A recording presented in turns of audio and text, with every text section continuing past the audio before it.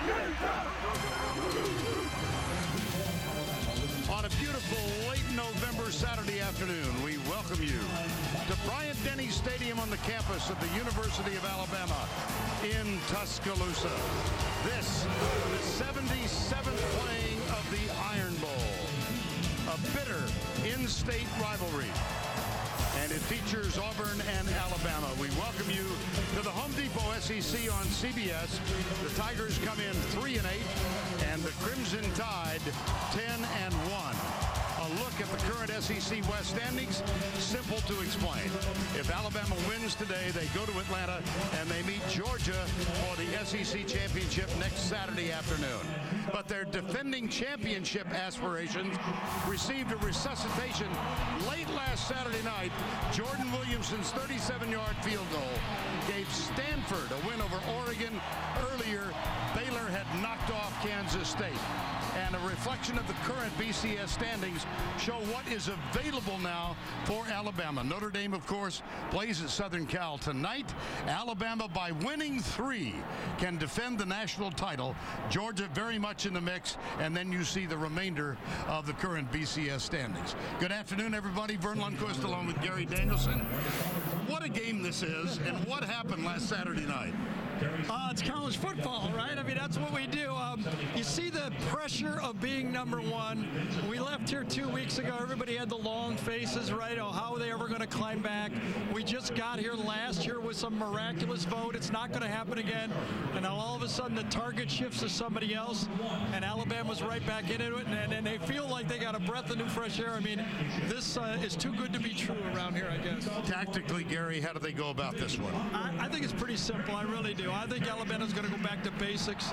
The strength of their football team is their offensive line, and that means they'll go back to featuring a physical, smash-mouth running football game behind Lacey and T.J. Yeldon.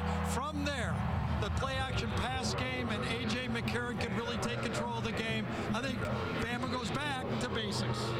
This has been an awful year for Auburn. 3-8 coming in, maybe the worst year since 1950. And this awfulness was exacerbated by a rash of headlines in the middle of this week. Allegations of recruiting violations that first surfaced in the middle of October. But as if they needed this, Gene Chizik already under the gun, the team 3-8 having a terrible year. What kind of a mindset do they have? Vern, it's hard almost for me to put it into words. I mean, college football is so important in this part of the country, and these kids that have been recruited to these top universities, I mean, they've dreamed their whole life of getting up here, and now these Auburn football players who played in the championship just 2 years ago, to have one of the worst records in the history of Auburn football, I don't think any of us can imagine exactly where their heads are right now. Is there any way they can be competitive in this game? Well, it's going to take a number of odds to break their way, but I think if they're going to start anywhere, I think they have to start at the defensive line. That's where most of their playing experience lies. And interestingly, in the matchup, that's where they need it against Alabama. If they can stop or slow down that run just enough, maybe Alabama gets a bit frustrated. But then the second part of the formula, you've got to have a hot quarterback. We saw that with LSU. We saw that with Johnny Manziel at Texas A&M. This is a very young player. Could they get a hot quarterback today? That's their only hope. He is making his first road start, and it comes in the Iron Bowl. We'll be back in a moment. The Home Depot SEC on CBS is sponsored by New York Life Insurance Company, Zales, Nissan, and by The Hobbit, An Unexpected Journey.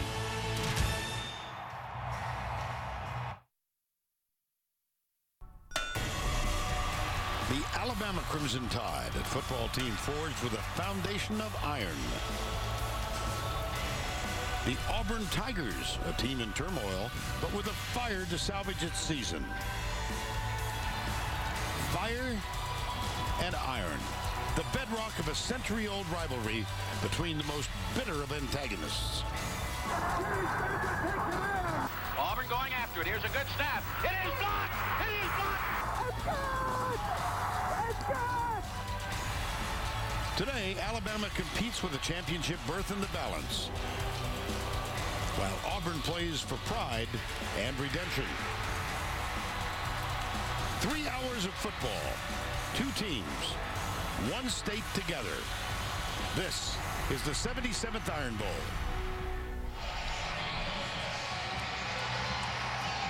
And it is a beautiful day as Auburn gets set to take on the Crimson Tide. Moments ago, Tracy Wolfson with Auburn coach Gene Chizik. Coach, it's been a disappointing season, but this is the Iron Bowl. So how do you make sure your team puts all of that aside and focuses on the importance of this one? Well, they know it's the Iron Bowl. They know that in this state, this is the game. We've had a great week of practice. We got to go out and compete and have fun today. We're playing against a great football team. We got to let it go. Well, you mentioned it. It's going to be a challenge today. How big of a challenge, though, for you will it be to keep your guys focused for all 60 minutes and keep them believing? Well, I don't think that's going to be a problem because we've been in this game. Our seniors have been in this game 4 times now. It's gone back and forth a bunch of different times. They know how this game can unfold. We're just going to keep playing. Thanks a lot and good luck. Vern? Tracy, thank you. Cold front moved through here yesterday and lowered the temperature. So at kickoffs, 53 degrees, but only a slight breeze in the forecast. No rain. Series history. Alabama leads it 41-34-1.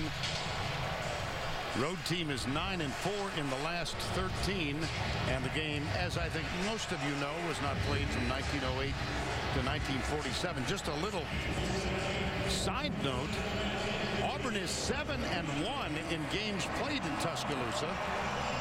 The first in 1895, the second in 1915, and they have won all but one played here in this century. This is Cyrus Jones. And for the 33rd time this year out of 48 kicks, Cody Parkey sends it through the end zone for a touchback. The Chick-fil-A starting lineups. And let's begin, Gary, with A.J. McCarron. Well, I don't think he's had his greatest 2 games, the last couple that we've seen him against LSU and Texas A&M, but he finished like a champion in both of those games. Let's see if he kind of refocuses as he gets a kind of a dash for the national championship now. Alabama did win the toss, and they did not defer. They elected to receive to open the game. First down 10 from the 25. Out of the gun, McCarron left side. Michael Williams, one of the 9 seniors on this team. Offensively, let's check the offensive line. Quanjo Warmack might be the best of the bunch, and this is an outstanding line. And they'll go quickly. See Cooper Williams, Lacey Norwood, and Christian Jones. This is Eddie Lacy. First down, Alabama. Well, it started out a little bit of an up-tempo for Alabama. This time ran right behind Barrett Jones and Chance Warmack. That's a pretty good way to run the football. Now McCarron will look over at the Alabama sideline.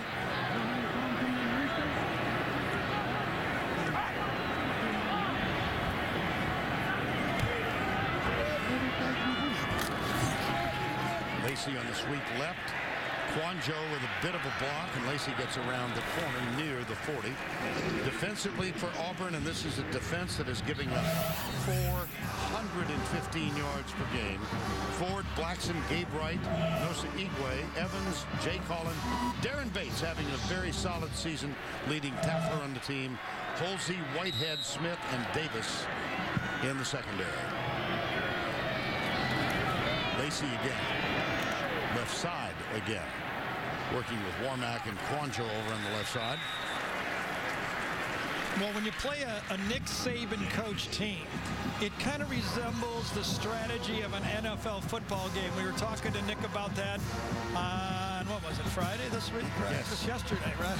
Seems so long ago. Yeah, right? the holiday throws you off. And in his mind, it's been 3rd down conversions, both for and against, that has been the difference of how they need to get better at on both sides. 3rd and 2 here. Lacey got it. Second first down of this drive.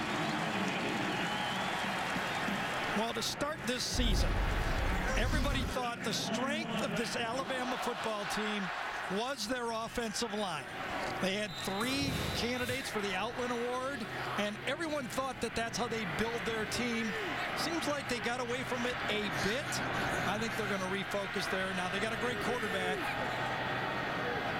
He came through at the end. Of course, that last interception against A&M was a tough one, but he did play well in the 4th quarter. McCarron. That one's batted down in the line. That was Angelo Blackson, number 98, who got a hand up.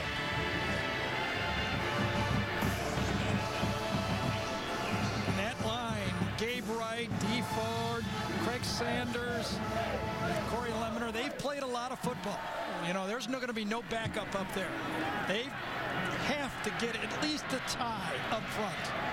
Christian Jones, Kevin Norwood are to the right side on 2nd down and 10. Flag.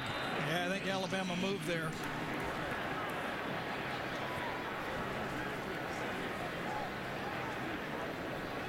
Was it Fluker? If they call 76. Yeah, that's a big fluke. Yes. Yep. He's a large man. 6'6", 335. Matt Moore is our referee today. False start. Number 76 of the offense. 5-yard penalty. 2nd down. This is an Alabama team not penalized that heavily over the course of the year. That's only the 47th, so under 5 per game. T.J. Yeldon is now in, the outstanding freshman. And again, Nick Saban has gone with the 2-back running back set, as he has for the last few years. And Lacey and Yeldon give him great expertise at that running back spot. Jones snaps it back. McCarron has to dance out to the right. Under pressure. Lets it go. Got him. Amari Cooper. What a play. Darren Bates, number 25, took away the first throw. A.J. McCarron scrambles out and makes the play. Bates takes away the throw, but I think there's going to be a helmet-to-helmet on the end of this play. Oh. That's to Sharvin Bell, number 22. I think you are right. Carter. So you know the problem with this, and everybody's talking about it. I'm not the first guy to talk about this. The offensive player is lowering his head in anticipation of the hit. First down. And that's something they're going to have to look at. You're going in to make a tackle. The offensive player lowers his helmet, and that causes the above-the-head hit. 21 on the play gain, and then the penalty. And it's first down 10 at the 21. Yeldon remains in. McCarron high, but caught by Amari Cooper. He is the leading receiver for the Crimson Tide, the true freshman. Jonathan Mincy with a tackle, and Cooper now with 42 catches for the season. It's a tough for Auburn's defense. They took away the initial throw on the A.J. scramble, and then A.J. gets out of the pocket and makes the big play. Out of the eye.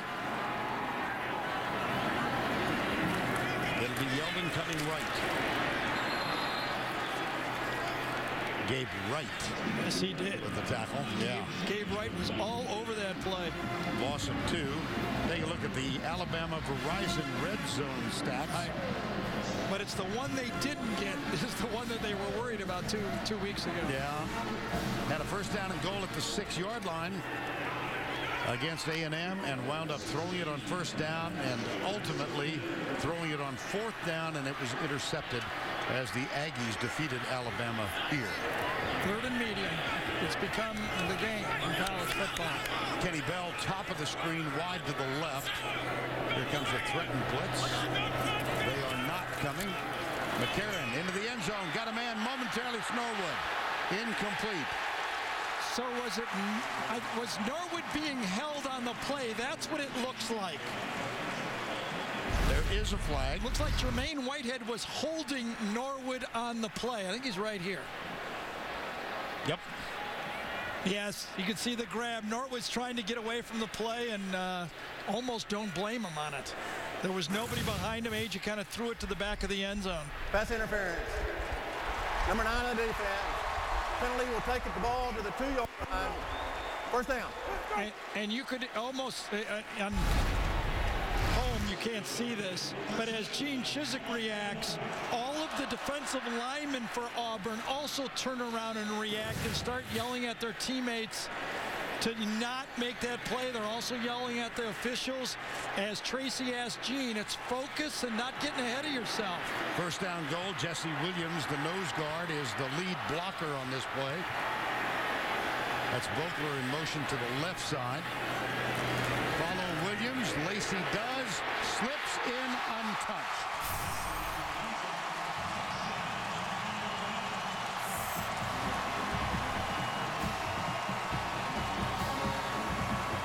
Looked awfully easy.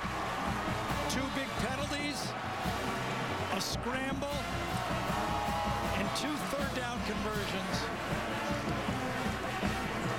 Jeremy Shelley is a perfect 63 of 63 on place kicks. 10 of 10 on field goals, and a perfect 53 of 53 on extra point tries.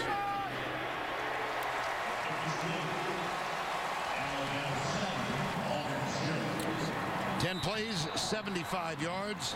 Big play was a 21-yard catch and a penalty. The catch made by Amari Cooper, the penalty on Tasharvin Bell. Here is the touchdown. Lacey strolls in 7-7.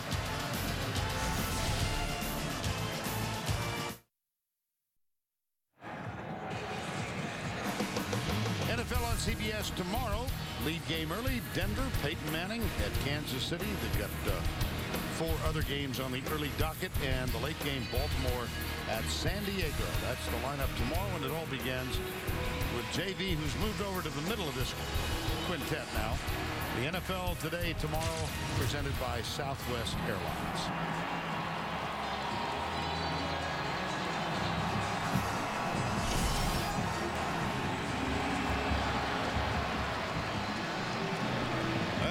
Quick striking Alabama offensive thrust to open the ball game. Kate Foster will kick off. Eddie Lacy, 4th rushing TD in each of the last 4 games. The ever dangerous Ontario McCaleb along with Quan Bray are deep for Auburn.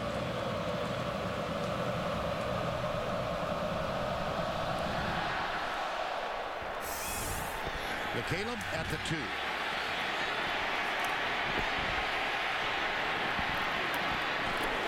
Nice return out near the 24. Hammered. And let's introduce you now to the Chick-fil-A starting lineup offensively for Auburn.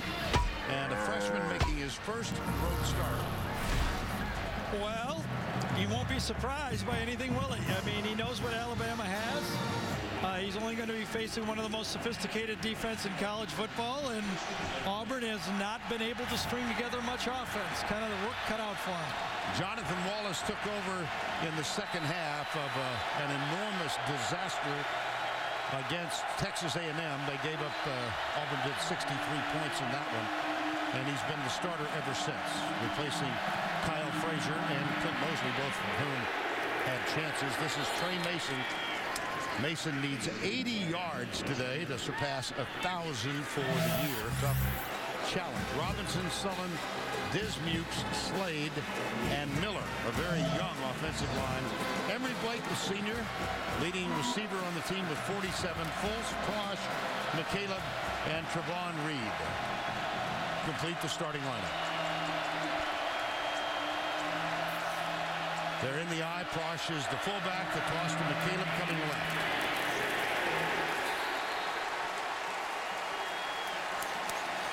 Damian Square puts the plug in that one. Well, one of the things, if you're going to move the ball, you can talk about all the quick shifts, the hot quarterback, all that stuff. But up front, you got to stay on your blocks. Now, you get a block at the end man on the line of scrimmage, and you have Xavier Dixon just beat him that quickly. There's nothing going to work. That's the challenge. Shift motion, but you still have to block. Loss of 1, 3rd and 8. Out of the gun, Wallace.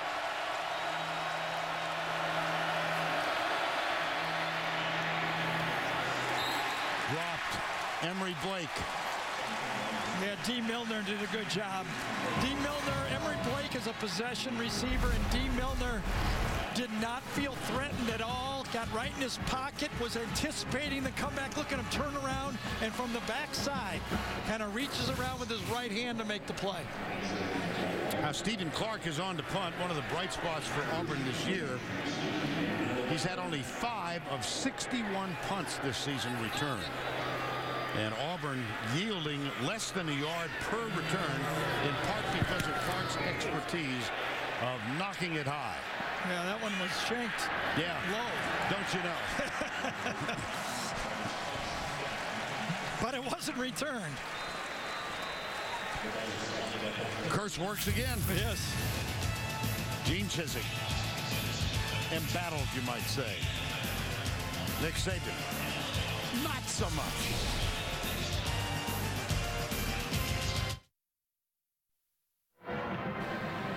Got a sports fan on your gift list? Avoid the crowds with CBSSports.com shop.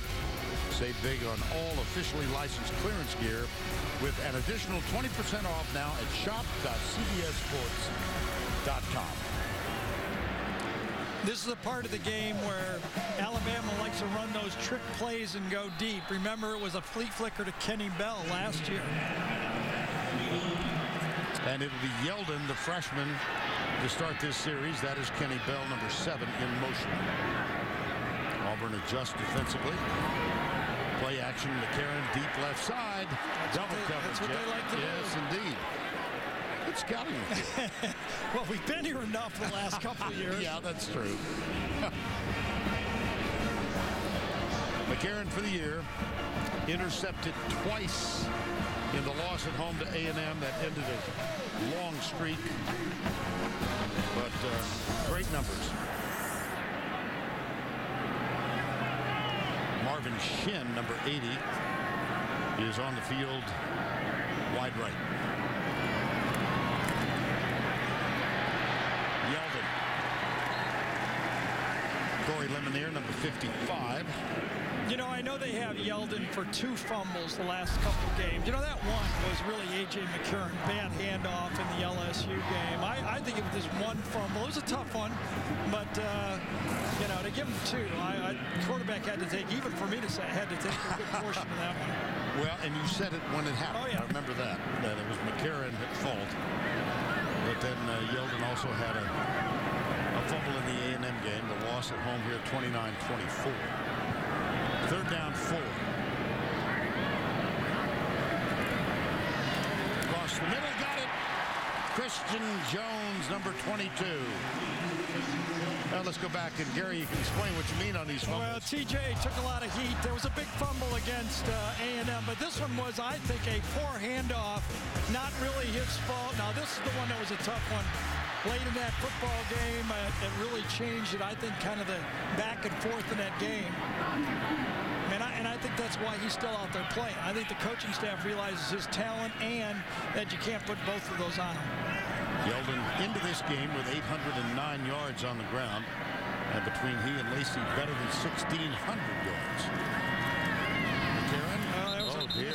No, Kenny Bell that time had no idea what was going on. Yeah. He was going downfield blocking. Saw McCarron say that's on me. And Matt Moore. And Kenny Offside. Defense. Number 54. 5-yard penalty. Wow. Remains 1st down. Whitaker lined up in the neutral zone.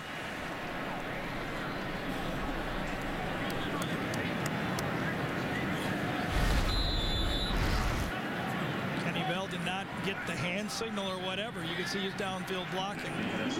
Look at his eyes go right to the bench. I was like, oh boy.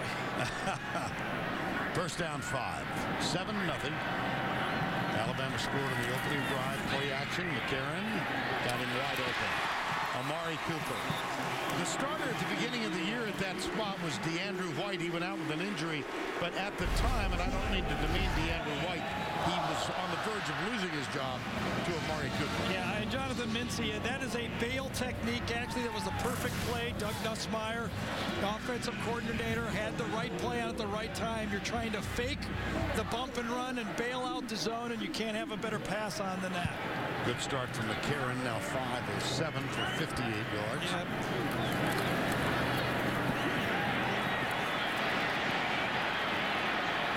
Throws it, drops it. I think Cooper probably should have had that.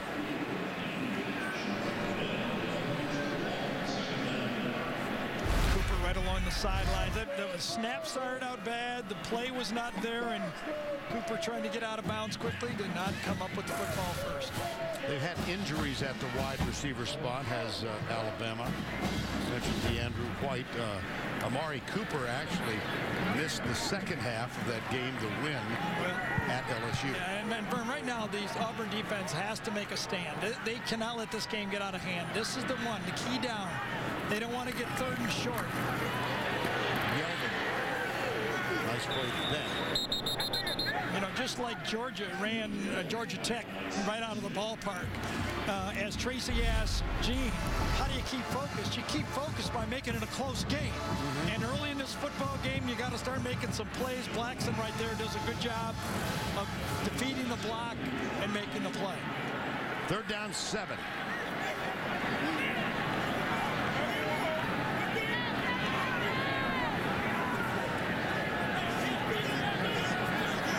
Jones and Cooper are near side. Kenny Bell flanked at the top of the screen. Auburn brings 4. Underneath crossing pattern, Kenny Bell, 1st down, 10-yard line. Knocked out of bounds by Tasharvin Bell. But Alabama continues to roll. It's just what they call a little over route. Coming from the left side, coming underneath the zone defense. Bell just goes right across. A little bit of man coverage, I guess. I was having a tough time calling that man coverage. I think Bell's down, isn't he? Yes, he is. But I mean, that's just, you know, I hate to say it. I know Auburn's trying the best they can, but Bell dips his head again. Yes. And it's helmet to helmet, and this time he pays the price.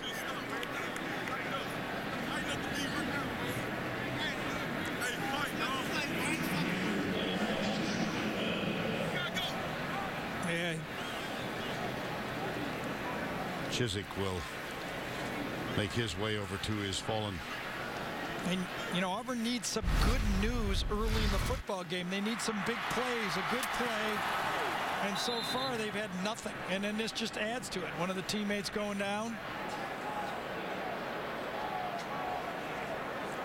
Tasharvin Bell, one of the seniors on this Auburn team. We will step aside.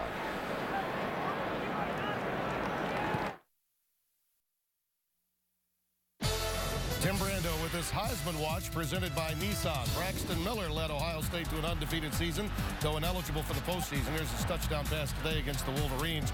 Tonight, Johnny Manziel can boost his chances of coming to New York with an outstanding performance as the Aggies host Missouri, and Manti Te'o can really help the Irish punch their ticket to the BCS championship game with a victory against Southern California tonight. Back to Vern, Gary, and Tracy. All right, Tim, thank you. And beautiful, beautiful Thanksgiving Saturday here. Tasharvin Bell was assisted in his slow walk off the field. And it's a 1st down and goal with T.J. Yeldon, and Chris Davis, number 11, is on for Auburn. Yeldon. Bottom drop as he makes the spin move. That's Darren Bates, number 25. Tell you, Angela Blackson has started off with a good football game. Number 98, right in the middle of that defensive line. Kind of forcing it back. I think that's him. Might be, yes, I think he is. He beats Steen, forces it back, and then on the cutback, it's cleaned up. Good job by number 98, Blackson. 2nd down. Kevin Norwood goes wide to the left. Kelly Johnson is the H-back. There's a good block from Yeldon. McCarron, he might get in. No, he will not. And it'll be 3rd and goal. D. Ford and Jonathan Evans combined for the tackle. First player taken away, comes back off of it, nobody else to go to, and A.J. McCarron gets it to 3rd and goal. And very methodical. Yeah, it's been just one player after another. That brings on Jesse Williams, the nose guard, number 54, and Vogler, the second tight end, that's number 84. Yeldon, driving, and scoring a touchdown.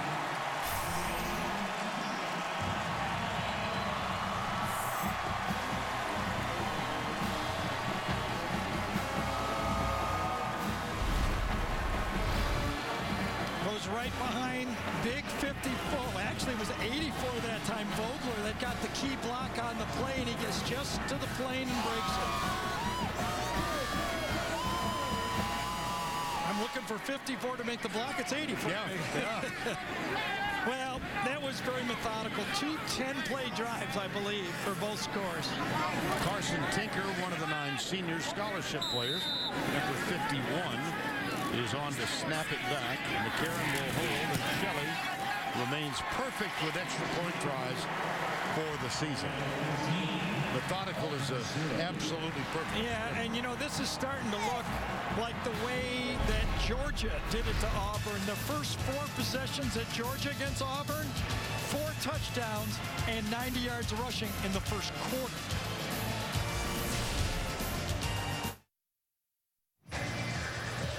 .501 to go first quarter, 14-zip Alabama. Now it's time to take a look at our Home Depot tools for success. Well, Vern, to score from here, everybody has to do their job. And you'll see 3 key blocks. Williams, Vogler, and Chance Warmack here. Let's watch how it happens and unfolds.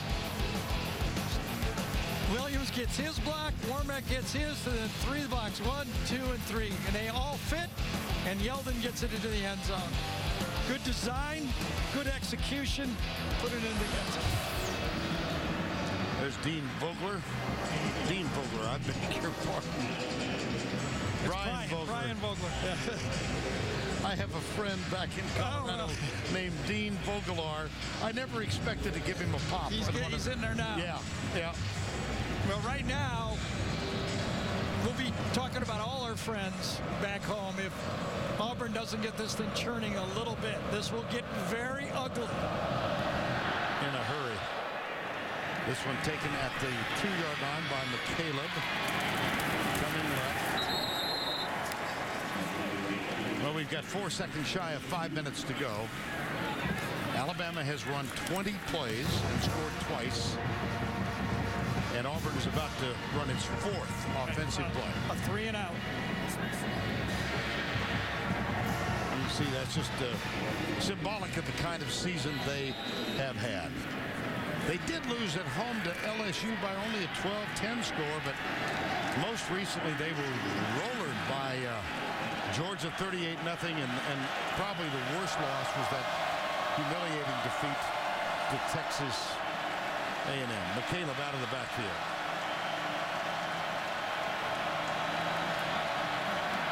Wallace incomplete.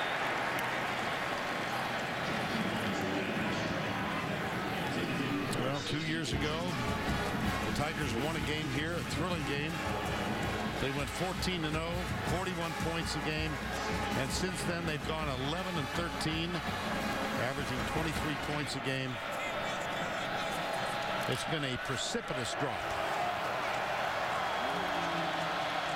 since they won here, having rallied from 24-0 down to win it 28-27 en route to that perfect season. McCaleb is bounced from behind, and then he gets it in front. Ed Stinson, number 49. See, that's a little bit of the dilemma for Auburn calling plays. If you throw the ball on first down, which you want to keep this, heavy-weighted Alabama front 7. They're up there trying to stop the run and force the pass, and then you get behind the chains with a young quarterback who's not ready for this.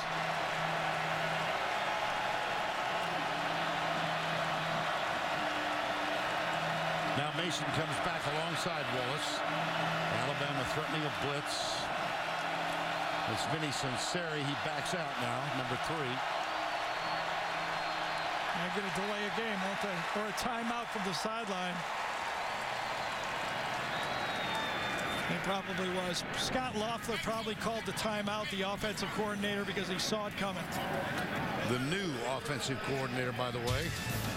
Gus Malzahn moved on to Arkansas State. 14-zip, Alabama.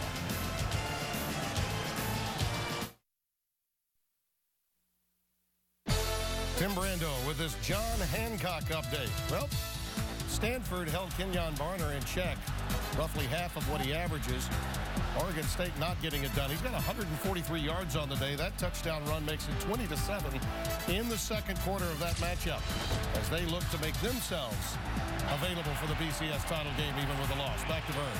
Now, you're right, Tim, but boy, do they need some help to get back in the picture after that devastating loss in overtime to Stanford a week ago tonight. Trevon Reed, number 1, goes in motion. 3rd down 8. Stunts. Wallace steps up, drills it deep, has a man open. And a first down at the 40-yard line. Emory Blake makes the catch. Well, that's very impressive right there because Emory Blake got deep into the secondary. This secondary expected help from that pass rush. They rushed 4. Look at Blake take on the double coverage that time and beats Lester. He was very patient with that route. He knew Lester was comboing him, and he ran the stem right at the end of it. He made that fake. First down for Auburn. Trey Mason. Oh, boy. Xavier Dixon was there to put a quick and sudden stop to that. Well, if you're going to run the ball and Auburn goes unbalanced on the play, you still have to block someone. And right there, Brandon Foles, the tight end on the play, could not get the block. It was Xavier Dixon, just stymieing that block. Second down 9. Toss. McCaleb. No way. Trey DePriest. Yes, he did. He backdoored it. What that means is as all the leverage goes wide on a sweep play, the linebacker looks for a crease and comes in behind the play to make the play. Watch, it's going to go wide. He sees the opening and takes the first opening inside out. That's called taking that play on from inside out, and Trey DePriest does it perfectly. 3rd down 13. Alabama did not get there last time with 4. Let's see if they bring some pressure this time.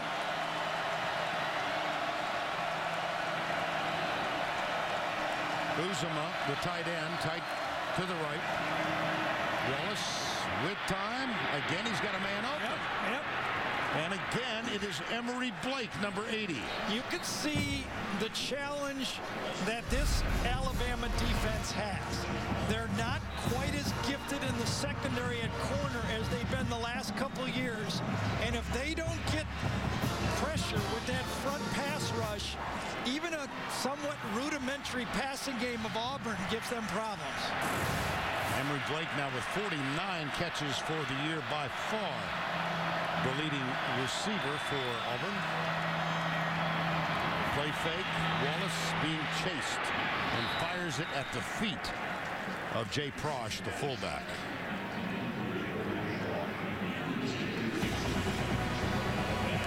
Let me show you what a linebacker does on bootlegs that really takes away the bootleg game. Trey DePriest right there, number 33, finds the crossing route. He thinks it's going to be run. He plays a run, not there, find the crosser. He whips his head around and finds the crossing route to take away the throw. Perfect defense. And a resultant second down and 10. Prosh comes over near side. McCaleb is the running back. They run it deliberately, fake the handoff, and Wallace plunges over to left guard. And you wonder if Gene Chizik right now on 3rd down, is this game being 14-0, doesn't already start thinking of, is it 4-down territory? Does he think, listen, I got to make a first down here. I can't punt the ball back to Alabama.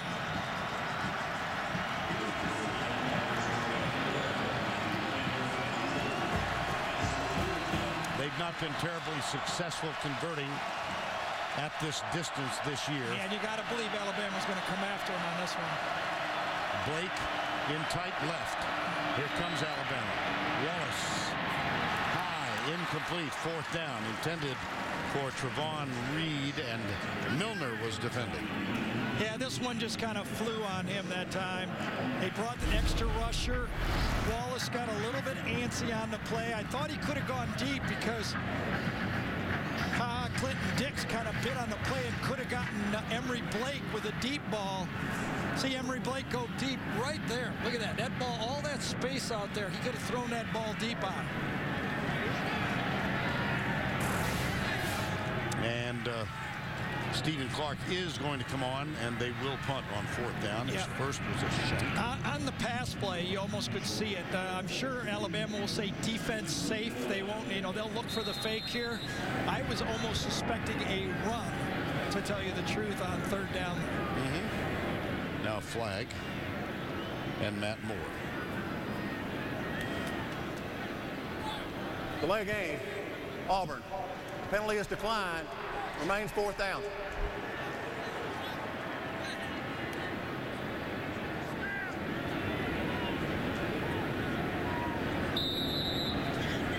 With less than a minute remaining in the first quarter of play. Forrest Hill, number 64, is the long snapper. Another bad one.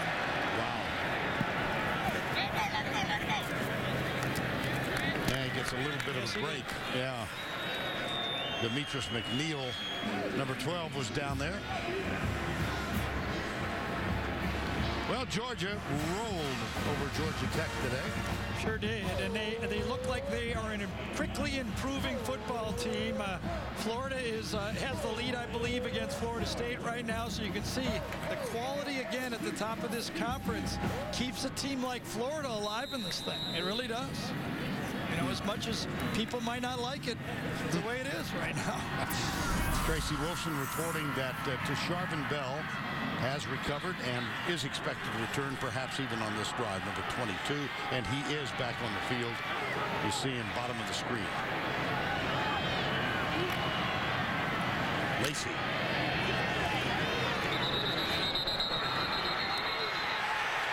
That might cost them. Now Lacey says throw the flag, and Darren Bates. See, there's one of the things that the officials could help. They're trying to talk about player safety. Right. When forward progress is obvious, they need to get that whistle going as fast as they can. And on these plays, clearly everybody heard the whistle on that play. Now that was Nosa Igwe, number 94, who was the first there. You have to believe this Auburn defense knows what's at stake right here as they enter the second quarter. Alabama says one more touchdown and this is going to be a cakewalk.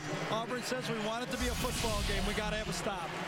Well, it is going to be a long walk to the other end of the field. That's the end of the first quarter with the score Alabama 14-0. We'll return to Bryant-Denny Stadium after this message and a word from your local station.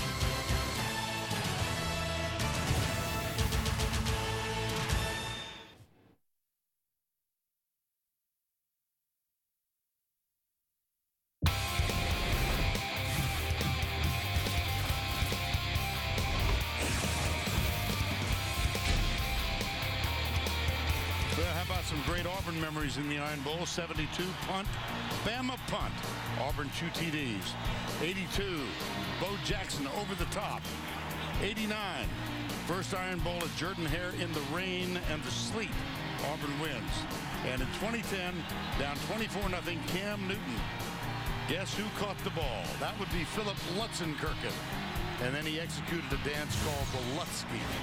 And Philip, of course, injured right now, but making great progress. There's Philip. His sister Ann also happens to be here in the booth with us as one of our temporary CBS employees, and we've all gotten to know the Lutzenkirchen family well. Wish Philip the best.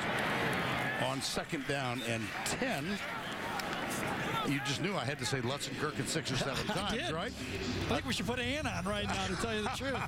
No, some good news. Alabama, obviously, they're ready to play. They're a national championship type football team, especially here at home.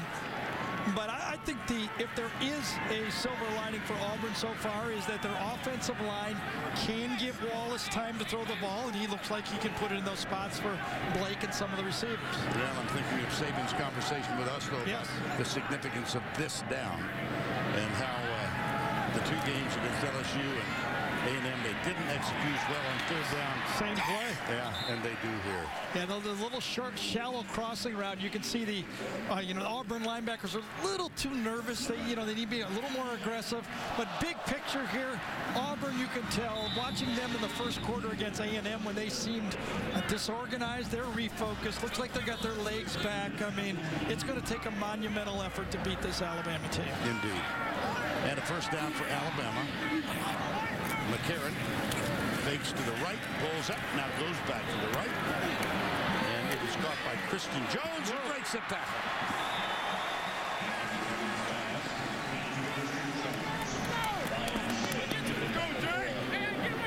I think Chris Davis and Jake Holland both missed on the play. No one to throw the ball to downfield. 1, 2, third player maybe on that thing, and 1 miss, 2 misses, and they're another second is short.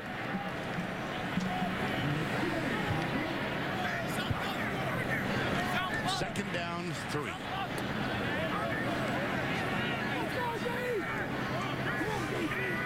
Perfect 5 of 5 on 3rd down so far. But they won't have to worry about that now. Here's Lacey. Gets by to Sharvin Bell and is knocked out of bounds by Darren Bates, but a huge gain of 33 yards for Eddie Lacy. A.J. McCarron, I think, got his ankle stepped on by one of the offensive linemen to start the play. Yes, I think it was actually tripped over Barrett Jones's foot right on the handoff. And then Lacy makes that one cut, runs right through Whitehead that time, gets into the secondary, and boy, I tell you, this Alabama team, when they run the ball well, they're almost unstoppable. And another first down. Premier offensive line in football, best blocking tight end maybe in college football. McCarron into the end zone. Amari Cooper, touchdown, Alabama. And when they run the ball, they can throw the ball off the run.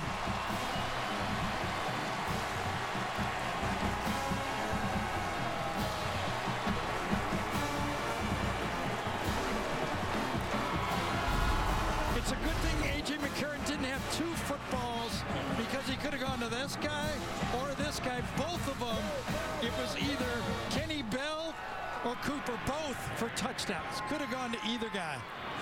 I tried to do that telestrate with both fingers, and it didn't work. No, it was okay. I should have known. I'll give you a sequence. It wasn't bad. And there's a lot to be said for the effort. Yes. Well, you run the ball, and you have success with the run game. We talked about it in the open. This is how Alabama will win if they get there and beat Georgia. This is how they'll win the national championship. You power, you get those safeties to take a step up, and the talent at quarterback and wide receiver is a tough matchup for anybody. Alabama rolls.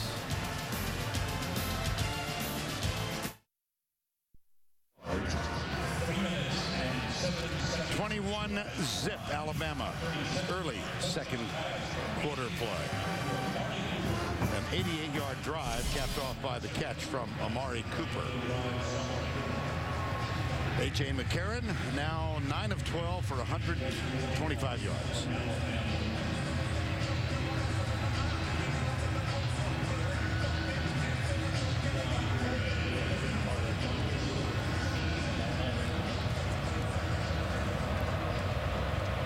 Kate Foster will kick off. Ricardo Lewis, number 5.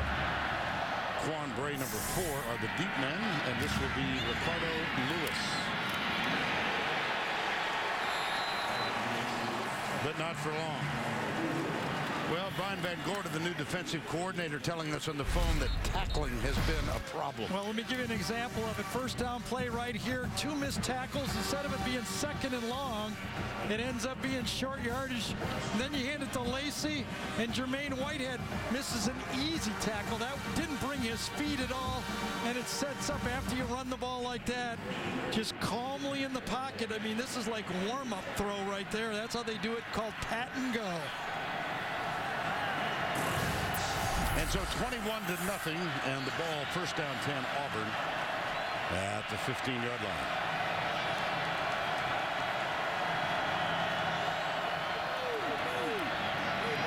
Flag motion at the right tackle spot.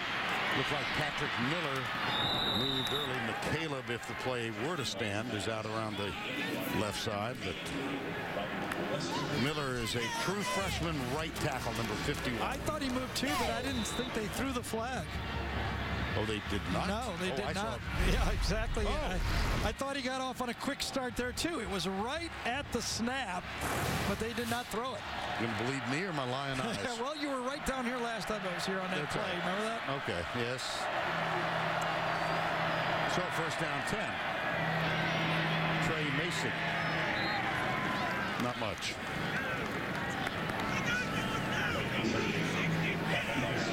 C.J. Mosley, leading tackler for Alabama this year. There's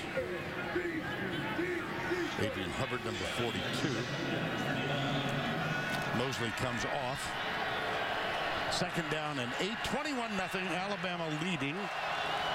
Trying to get to the championship game against the Georgia Bulldogs, and the winner of that, in all likelihood, will be in the BCS championship game. Here is Mason going left.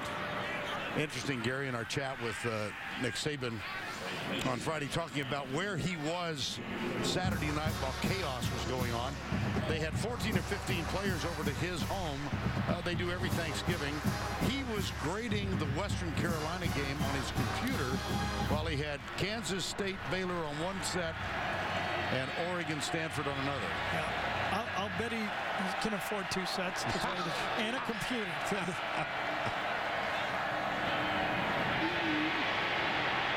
From behind.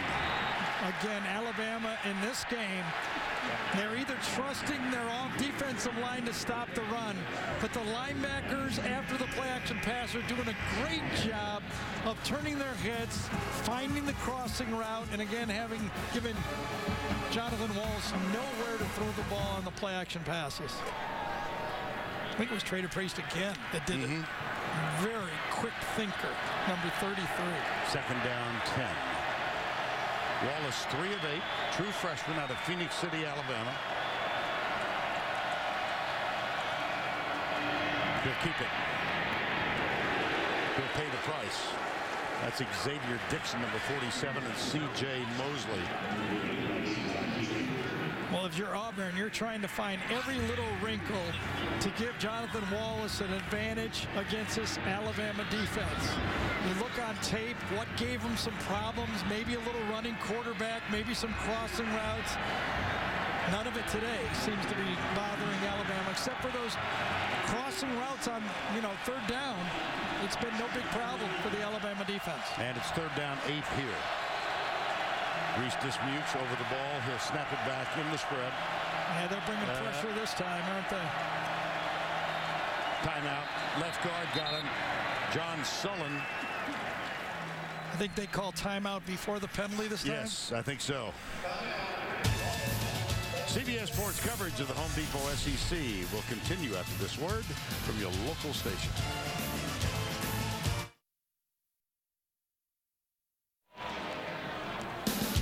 Saturday, December 8th, the Home Depot College Football on CBS proudly presents one of the grandest spectacles in all of sports. It's the Army-Navy game, America's game, presented by USAA, and we will all be with you from Philadelphia. 21-0 here, Auburn, Alabama, the 77th meeting between these two. Last year's game, a rout down at Auburn. Alabama won that one big. But the 2 games prior to that here, very closely contested. This one not so much so far. Tipped, intercepted. Picked off by Robert Lester. Lester coming left. Now going right. And hit from behind by Greg Robinson. Deflected pass. Robert Lester, 4th interception of the season. Alabama brings 6 rushers this time, and I think it was Sinceri right on the edge, wrapping around the linebacker inside, but it was 4 vertical. He had Zuma, number 81, on the play, just threw it to the outside just a little bit too much, and Robert Lester gets the gift. If that ball would have been thrown accurately, could have had a big play. I think Lester was a very gifted offensive player in high school, and you could see some of that ability right there after he caught that interception. And now on 1st down and 10, under 10 to go. Amari Cooper starts in motion. Play action, McCarron. Deep, down the middle, Cooper overthrown. Well, that Cooper is fast. They say if you talk to the Alabama coaches, they say he is our top-end speed guy. True freshman, and watch him accelerate after he makes the head fake right at the top of his stem, and the ball's overthrown by about 1.5 yards. Whew. You don't know how you can overthrow those guys sometimes. 2nd down 10. Wish I had time to explain to you why you overthrow the post more than any other throw, but that's another day. Well, maybe not. don't let that leave your pocket. T.J. Yeldon. Kenny Bell is limping off. Looks like he hurt his ankle on the play. I don't know why on this running play. Wow. But Yeldon behind the block of Michael Williams that time, and really the Alabama coaches, almost anything they're dialing now has the potential to be a big play. This is Kenny Bell. Speaking of speedsters. Yeah, look at this. He's another one. Oh, yes. Gets dear. rolled on the block that time. Missed tackle. And I think Jake Holland rolls up his leg. For Alabama is Kenny Bell. Now, Kenny Bell will be assisted off the field. Time called.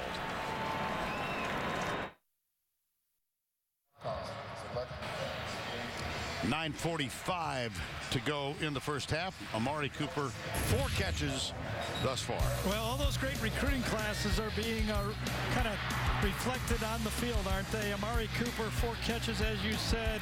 He's a big-time top-end speed. Probably since Julio Jones, he's the first player that Alabama can get to the back end of that defense and stretch the field, and he's going to be, and probably already is, a great one. We will get a report on Kenny Bell as soon as possible. Tracy is working on that, and on 1st down and goal, leading by 21. T.J. Yeldon is the running back. Harrison Jones, the H-back. Play action. They go for Harrison Jones. Did he? Oh, no, I beg your pardon. It's Michael Williams. Yep. It's senior day. Yes. So you always look for those seniors getting those plays. It was kind of a gimmick play right there. They kind of faked a shift in motion. They hid Michael Williams in the back, got matched up that time against Darren Bates, but Darren Bates did a good job not interfering. Don't have to turn around. College football, you can face guard, and he almost came up with it, but couldn't control it. 2nd down and goal. Well played. Yeldon moves back to his right and takes the pile down near the 6, perhaps the 7. See where the spot is. Yeldon and Lacey, very effective duo this year in the backfield. You know, and you talked about the duos. I don't, you know, as good as they are, and it might be the first time, you know, 2 guys ever go over 1,000. I get it. But I don't think they're to the top end skill of Richardson and Ingram. Right. You know, I mean, that's another slight difference from this team to the past, you know, champion team that they had. Timeout. Well, when you're talking Richardson, Ingram, you've got a Heisman Trophy winner in Mark Ingram and a 3rd place finisher in and a high pick in the draft. Yes. Well, another look at Michael Williams on senior day. Heck of an effort. All right, Tim, thank you. 21-0 here, 8:43 to go in the second quarter. Next Saturday, the road to the Final Four hits the floor running when Corey Jefferson and the Baylor Bears battle John Calipari's Kentucky Wildcats. It's the season premiere of CBS Sports NCAA Hoops next Saturday. Third down goal, Alabama. From the 7-yard line, Auburn 4 down. That's Williams starting in motion. McCarron wide open, Kevin Norwood. And the score goes higher.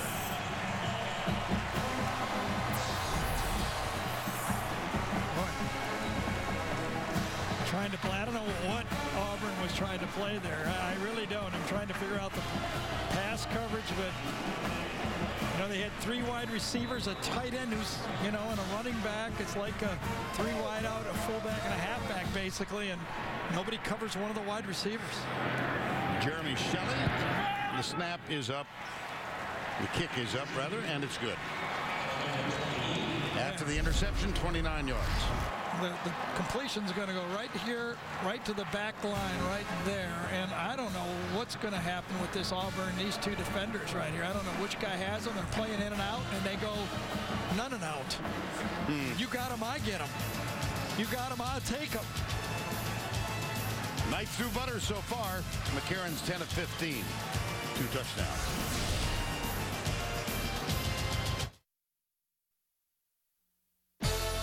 Tim Brando in New York. To Tallahassee we go after a couple of field goals. A kickoff was fumbled by Florida State, and then Gillisley on the counter toss takes it in. It's 13-0. Now on the College Football Today pregame show, Gary Danielson was talking about the eyeball test issue. Well, Gary, I think the eyeball test gets better for Florida with a win in Tallahassee. The resume is already outstanding. If Notre Dame goes down, I'm just saying. It's hard to argue with that. I mean, if they're going to pummel them. I will say this, we're a lot of time for Florida State to come back, but this has not been a good week for the ACC. Ooh, you think? They lose Maryland. Georgia Tech gets slaughtered. They're going to play for the championship in the ACC, and their bell cow, Florida State, is going down at home right now. I didn't see that one coming, and there's a lot of time left in that game. But well, the one thing Will Muschamp said is Florida needs to learn to be physical so they can go on the road. And it looks like they're playing physical football. This is Quan Bray, number 4, on the kickoff. And Cade Foster, he's out near the 24-yard line. And it's time to cue the duck. Comes the Aflac. There you go. And the trivia question, which 2 SEC schools have 3 Heisman Trophy winners?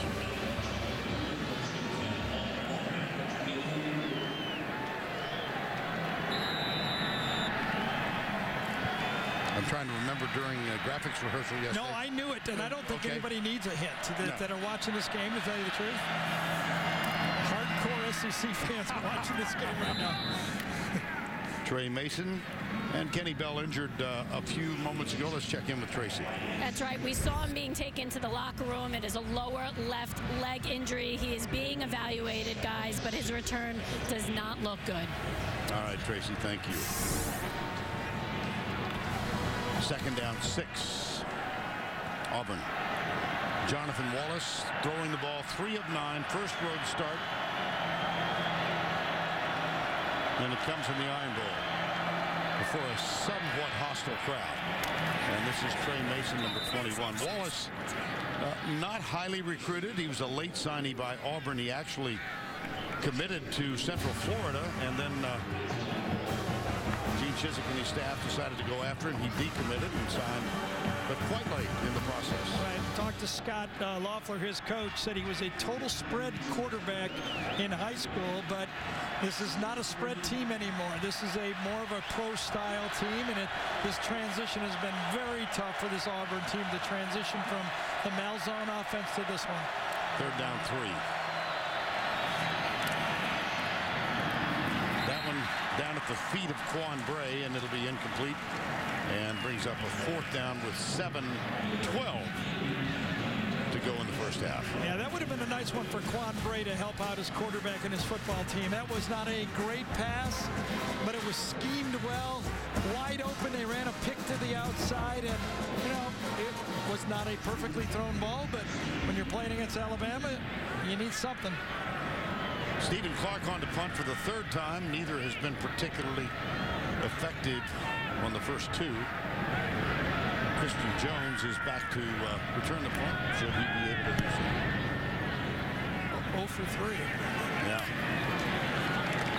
Jones moves up to the 35. Well, I think all of you who follow this sport understand that it's been a tough year for Gene Chizik. He was hired on December 13th to succeed Tommy Tuberville. Jay Jacobs was booed at the airport when he brought Chizik back, who had been there as a defensive coordinator.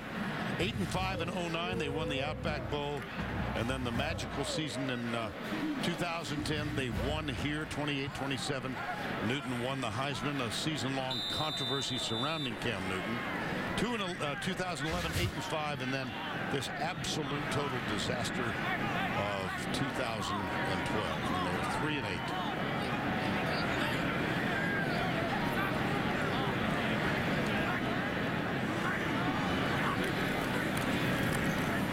Lacey.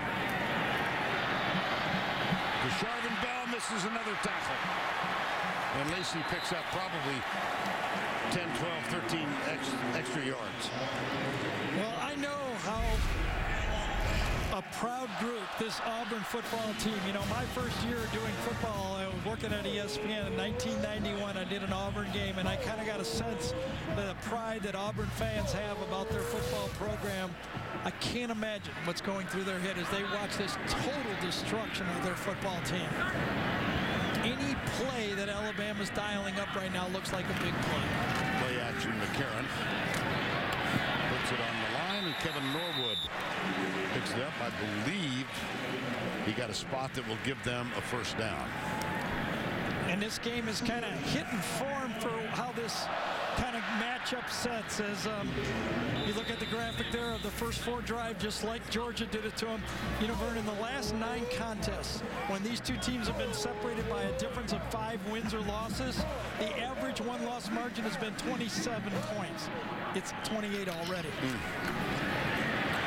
Lacey. Chris Davis almost missed another one. He did get him by the right ankle. And when you get a little bored about throwing the ball or doing something fancy, you just follow that offensive line, and you can always turn to the offensive lineman, the power, and Lacey and Yeldon. Lacey again. Down to the 9-yard line. Corey Lemonier, proud member of this defensive unit. Young man whose parents are from Haiti, slightly injured. And here comes Lacey again. And it's going to be 1st and goal at the 3. They're going to go hurry up again. Can you imagine if Alabama can figure out the up-tempo with the power game? Barrett Jones is coming out. I think he lost his shoe on the play.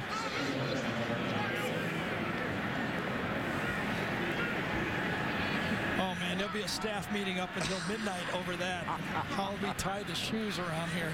Ryan, that's part of the process. Exactly.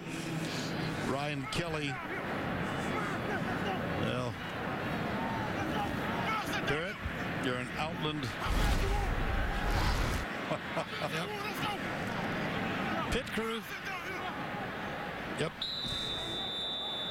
Well, he's already working on his master's degree. One of the bright leaders of this Alabama football team. His brother Harrison, also a part of the team. Time call.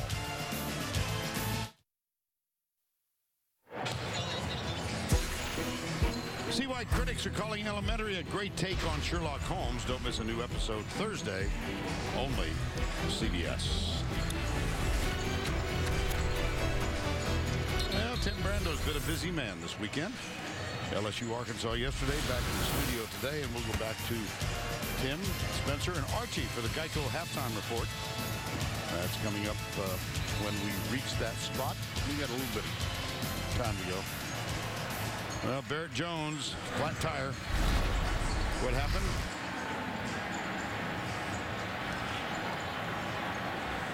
Get stepped on, I assume. Ouch. Yeah. Well, with the timeout, was able to tie it up and get in there. Left side, Lacey. Yeah, pretty good pursuit that time. Jonathan Mincy was the first one there, number 6. Lacey always appears to be gliding, you know, such a big guy. Doesn't look like he can get to the corner, but he always doesn't.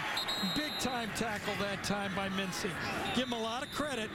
We talked about the guys maybe not being ready against this physical game, but Mincy was ready. And here comes Jesse Williams again, number 54. That's Vogler, lined up tight to the right. Left side. Touchdown, Alabama. Lacey for the 6.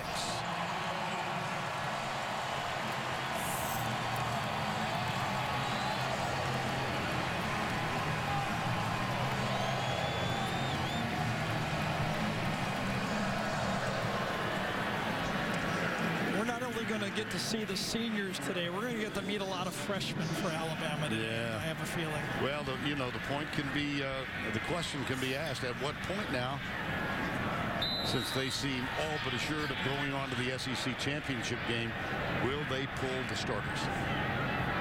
Well, they'll go into this, I would assume, into the third quarter. Halftime. Yeah, at least the third quarter. Yeah. 35-0. Good job by Quan Joe, number 71 and 54. Jesse Williams fitting to the left side. These two guys right there from the blimp. Womack comes out and gets the kick out, and Lacey right behind. 35-0.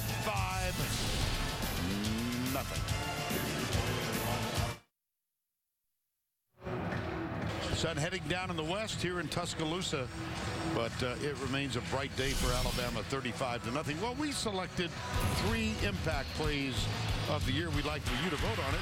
First, Jarvis Jones stripping Jordan Reed near the goal line to preserve that Georgia win back in Jacksonville. Alabama to LSU, T.J. Yeldon. Screen pass from McCarron, 28 yards. Game-winning score in the last minute. And then Johnny Manziel bobbles the ball, picks it up, throws a touchdown pass in the upset win over Alabama. That's just an arbitrary selection by our group, and we would like for you to log on to Facebook.com SEC on CBS. Which is the most impactful play this year? Jarvis Jones, T.J. Yeldon, or Johnny Manziel? We invite you to vote. And I challenge you to come up with another one that's better than those 3. Yeah. Impactful. Remember, if Florida beats Georgia, and that play is a big part of it, Florida would be the SEC champion playing in the East. LSU could be alive without that play, screen pass to Yeldon, and Johnny Manziel may win the Heisman with that performance he did against Alabama. Kate Foster's kick bounces and is picked up by Ricardo Lewis. And he motors out to the 25-yard line.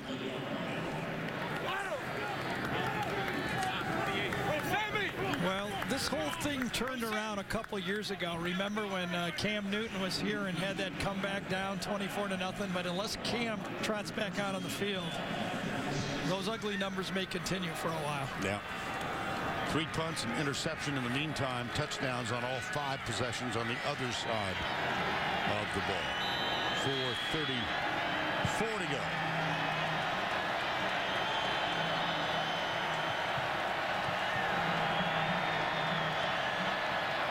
Santa Coates, number 18 on the floor, and this is a gift to Mason. Trey Mason comes to the right side. I think what was was it the T-shirts or the signs or the kind of the theme of the Alabama football? Was it never again? Was that what it was that Nick came up with again? And since then, this Alabama team has been on a tear. You know, they had the 2 losses, the 1 close loss here to LSU, and tight football game with the field goals, and then the Johnny Manziel phenomenon that we had watched here a couple weeks ago. Well, they lost that primetime game here year before last, 9-6 to LSU. And they got them back in the BCS championship game last year. Interesting, Nick Saban saying to us yesterday, we play better on the road. But they're not playing badly today. This is Trey Mason. Yeah, Brandon Ivory did a good job that time, too. The backup nose tackle, number 62, stuffing that play. I don't know who else got it. Was it Nico Johnson? But I think up front, Jeffrey Pagan. Inside, Pagan makes the tackle. It says you could just pick a guy up front. I don't even know if it was Geno Smith up there, too. Get to learn some of those new numbers for Alabama. They'll be the next wave coming in. 3rd down 6. That's Geno Smith, number 24, into the corner. Well played. Mason. Nice First call. down, yes. Nice call. Nice play. Mason very quick on that play. Had the big game early in it this year against Clemson. The Auburn team had trouble running the ball against any of the big defenses. Auburn's had trouble running the football, but that was a good call. Remember back when it was 3rd down and I questioned whether Auburn was in 4-down territory? That's kind of the play that I thought they'd run. Whether it worked or not, I thought I'd try to get it half of it and go for it on 4th down rather than punt. At that time, it was 4th and 4, and they were at the 41 of Alabama. And they opted to punt, and Clark shanked it. Wallace has to take off, and Jesse Williams is there. Came here from Australia. What is it? One of 13 Australians playing non-punting Australians in the league, in the college football. Nick calls it a mush rush. That means kind of collapse the pocket, keep your head up, and then if the quarterback comes and tries to run up the middle, be ready to keep that to as small a gain as possible. Exactly what he did. Under 2 to go. 2nd down 8. Mason. Lost it. Yes, he did. Picked up by Milner. Milner down the sideline. Emery Blake knocked him out of bounds. Nico Johnson, the senior linebacker, forced the fumble. Second time that Auburn used this nice little shift package. It was effective last time. It was effective again. But this time Nico Johnson gets his hand right on the football, pops loose, and it goes the other way just like that. Milner just pushed out, or that would have been change the scoreboard again. Nico Johnson, one of the 9 scholarship seniors playing his final home game. We had a chance to meet him yesterday, and he was talking. He's from Andalusia, Alabama, and it came down to Auburn or Alabama. And he just said it felt like family here. He wanted to play here because his mom had type 2 diabetes. Sadly, she passed away 2 years ago, but she did get to watch him play out in Pasadena. And his grandmother and his father are going to play on Senior Day. Well, how'd he get out of that? I don't know. I thought that was going to be a no gain or a loss on the play. It's a delayed draw, kind of fake the pass and a handoff on the draw play. Yeldon's there, dips. Oh, he spun out of it. How about that?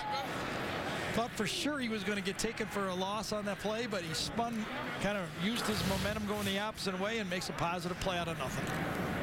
And that is Darren Bates, the leading tackler for the Auburn Tigers on the field. Bates, just watching Yeldon, is a reminder that he too committed to Auburn at one point and then decommitted. Let's take a look at what happened on the last play. There's Bates.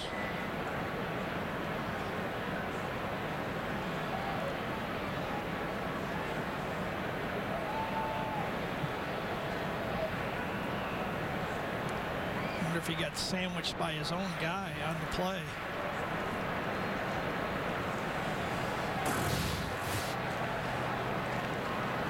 A little gimpy as he heads to the bench. See if they take him I've only seen a couple of plays where, you know, Auburn's been a bit frustrated. You know, for the most part, they're giving it their all. A couple plays, it looked like they kind of had their heads up in the air and not, you know, playing at good pad level. Except for that, it's just been getting blocked. Superior team. Flag. Well, while they sort this out, let's cue the duck again. And the trivia question, which two SEC schools have 3 Heisman Trophy winners? Well, you might guess that one of them is playing here. Auburn, Pat Sullivan, Bo Jackson, Cam Newton, and Florida. Specializing quarterbacks, Mr. Spurrier, Mr. Werfel, and Mr. Tebow. False start in the last play. This is Tristan Jones and another missed tackle. Wow, sloppy. Well, Chris Davis is having a tough time making the open field tackle on these wide receivers. He's coming up very aggressively, but picking a bad lane and just not coming up with the tackle. Another play that should have been little or no gain ends up getting Alabama into good position to pick up the first down. It has been the theme. They either block it well or they miss the tackles. McCarron across the middle, caught by Amari Cooper. Another missed tackle and another Alabama touchdown.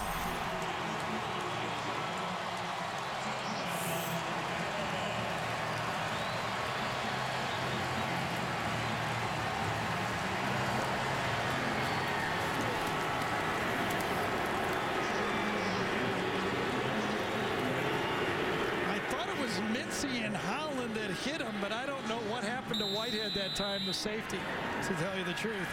One of those, 8-yard slant plays that the receiver bounces off for a touchdown. I think it's 3 guys. I think you're right. Shelley's extra point is up and good. Cooper with another touchdown grab today. Mincy, Holland, and Whitehead. 3 guys on 1. Just a nice little easy square in slant pass. 1, 2, 3. Oh.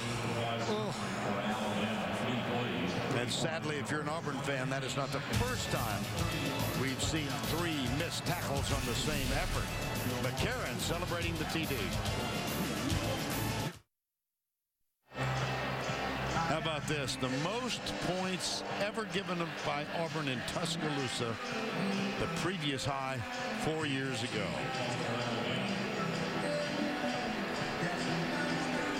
Long, sad faces of Auburn fans. Just think of this.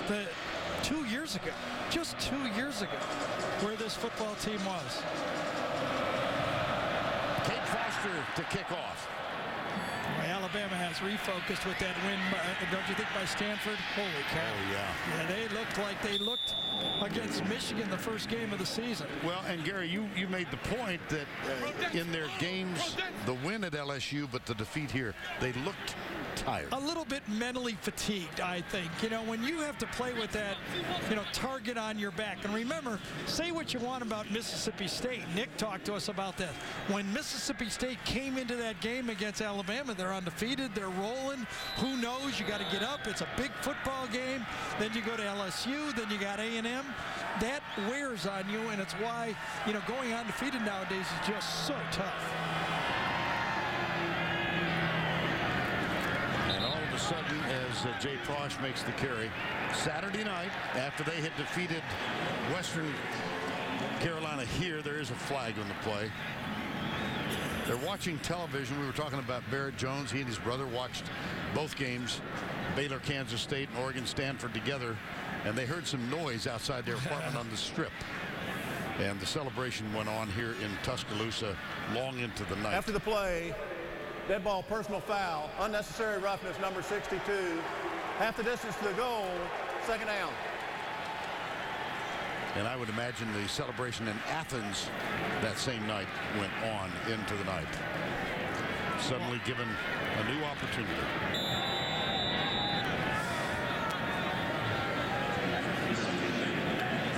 Penalty was called on Chad Slade.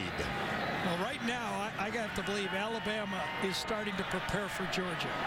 They're thinking about how they rest their guys for next week. This is already SEC Championship week right now.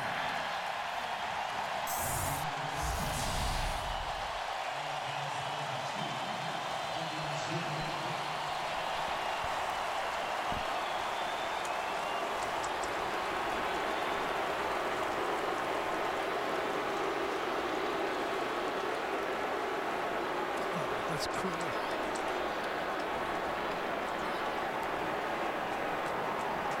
And Tracy is with Gene Chisholm. Coaches, is certainly not going to be easy inside the locker room. What do you even say to your team right now? That we're just going to keep fighting. This is a very good football team. We've had our chances right now. We haven't really made any plays on either side of the ball. Just got to keep fighting. That's all we can do. Appreciate it. Thank you. Bert? Tell you what, that's a touch of class. Gene Chisholm willing to stop and have a brief moment with Tracy.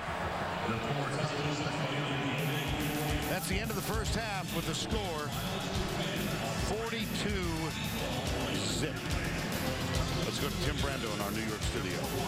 You're right, Vern, but that halftime is only part of it. It's going to be worse the rest of this week for Gene Chisholm. Coming up on the Geico Halftime Report, pride, history, and bragging rights are on the line all around the country. Spencer, Archie, and I will have a rundown of Rivalry Saturday after this word from your local station.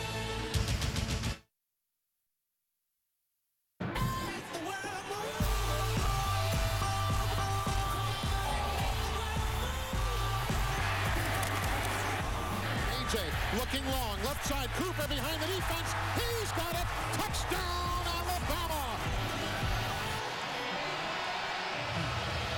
42-zip as the sun goes down to the west of Tuscaloosa.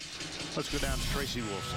Well, guys, I just had a chance to speak with Nick Saban, and I asked him, how do you approach this game with this big of a lead? And he said, we just need to come out and we need to set the tempo early. He said, we haven't started well in the second half a lot this season. He says it doesn't matter who plays, whether it's our starters or our backups. We need to play Alabama football. And as we just saw, Kenny Bell coming out on crutches, his foot wrapped up, and it does not look good. He is out for this game, and it is not looking good for next week either, guys. Some really bad news for the Tide. Yes, that really is. He's one of the 3 or 4 top receivers for this Alabama team, and they continue to have injuries at that specific skill position. Well, Alabama will kick off to open the third quarter. It'll be Cade Foster. As we get set, Ontario McCaleb is one of the deep men. 42-0. Alabama yet to punt in this game. Here's Foster. McCaleb at the goal line. And that's about it. And that's pretty symptomatic of what we've seen all day long. This is about as thorough as I've seen in a long time. Yeah, now the question is, as Tracy talked about it, how does Nick manage his football team? You know, I think as a coach, you have to always think about, how would I answer a question if I lost one of my key players now? So I think it's going to be 1, maybe 2 series max, and then he'll go to the backups. They are leading 42-0, and Auburn has the ball as we get set for the first offensive play in the third quarter. Jonathan Wallace, modest numbers in the first half.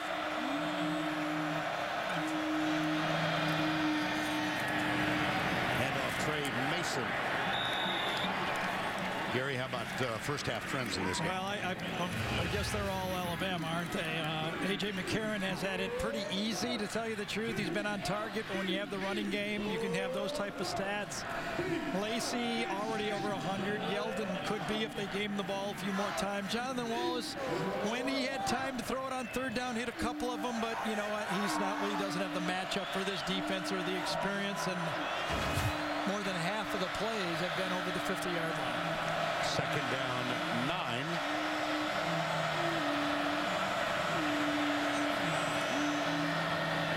Wallace, that was complete, but they still need a bunch. C.J. Uzuma and Trey DePriest made the tackle. Well, Jonathan Wallace, has the look. I mean, he throws a good football, good size. You know, he's going to be able to be that type of pro-style quarterback. Now, the problem for Auburn is, all those coaching rumors are going to be, this is going to happen real quick after this football game. Now, what do? Do they go to a spread again? Do they change again? So everybody on this football team is going to have to start to adjust to the new Auburn football style, whatever it is. Third down, 5. Yeah, if I was the guys turning around and yelling at my... Delay game. Number 2 offense. 5-yard penalty. 3rd down. I'd ease up a little bit. You know, they got another of the older guys turning around and yelling at their quarterback, Jonathan Wallace. Remember, this kid was in high school just a year ago. His start on the road here against Alabama, and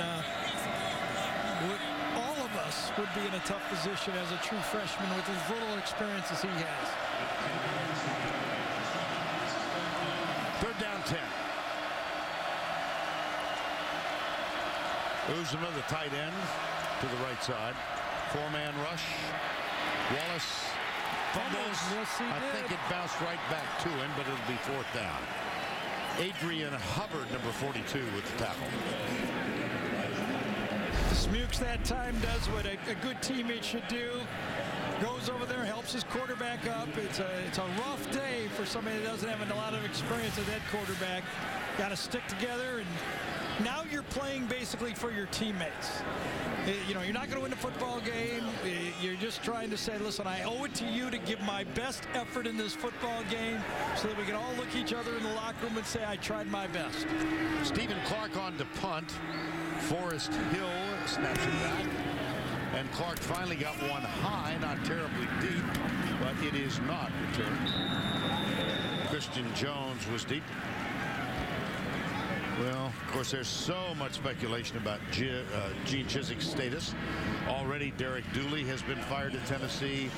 Joker Phillips at Kentucky, and John L. Smith informed after the game yesterday that he will not return at Arkansas, that he was hired as an interim coach this year after the Bobby Petrino mess in the spring.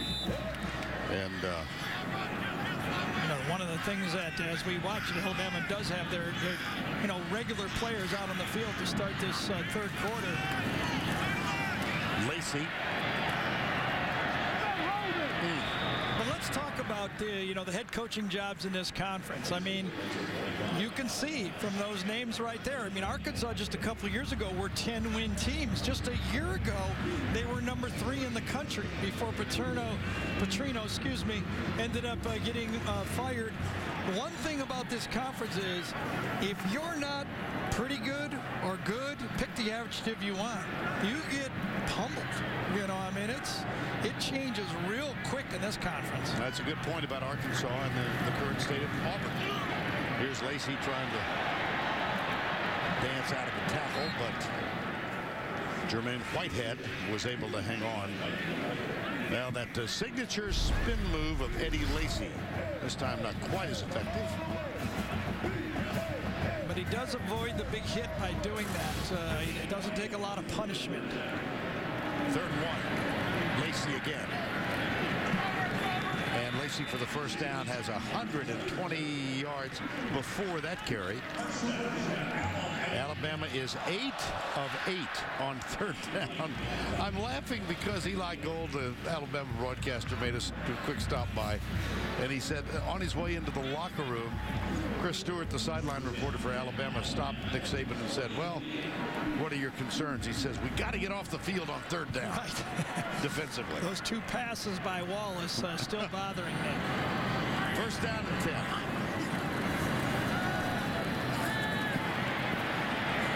McCarron heaves it deep and too far to the right. Kevin Norwood was in the neighborhood. Chris Frost, number 17, had the pressure. So how does a team like Auburn fall so fast? I mean, that's the question all the Auburn fans and maybe, a lot of fans of college football want to know. Remember that national championship team came out of nowhere. Right. I mean, it was built around Cam and Nick Fairley. Remember that team, Nick Fairley and Cam turned pro. They lost 24 seniors off of that team. Even though they were reloading what was thought to be good recruiting classes, it was too much of a rebuild. And when Gene Chiswick and Gus Malzahn kind of parted ways last year, Chiswick, a defensive coach, kind of became less enamored with the spread. He wanted to slow it down. He had to go a different direction because Gus Malzahn's going to run that up-tempo spread. Right. It was a complete rebuild for Auburn, and they are really paying for it this year. Lacey now over 1,000 for the season. Yeldon hoping to get there as well. Well, just as a reflection of the relative success of the two programs since 2009. Now, keep in mind that Newton and Fairleigh were both first-round draft picks, even though they came out early. Now, here's Yeldon splitting wide to the right, and McCarron goes that way, and centers for the shorter of the receivers, Kevin Norwood. Just to underline Gary's point, since 2009, and keep in mind Fairleigh and Newton were first-round picks. Alabama has had 11 first-round picks. Auburn has had 10 total picks. And everybody in this conference is feeling that. You know, Tennessee is having to go through it right now. Arkansas, as they rebuild, I mean, it just happens really fast around here. Even Ole Miss, I mean, remember just a couple of years ago, that was thought to be in the right direction. All of a sudden it imploded, and they have to change coaches real quick. And the first down is achieved by Alabama. We had a very comfortable chat with Gene Chizik on the phone on Tuesday, and he said, we will talk. Jay Gogue, the president of the university, Jay Jacobs, the athletic director who hired Gene 4 years ago.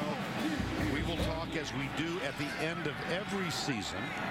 I will have a chance to present my case for staying on. They will tell me what their concerns are. Obviously, he's not helping his conversation with this game. Norwood, touchdown, Alabama.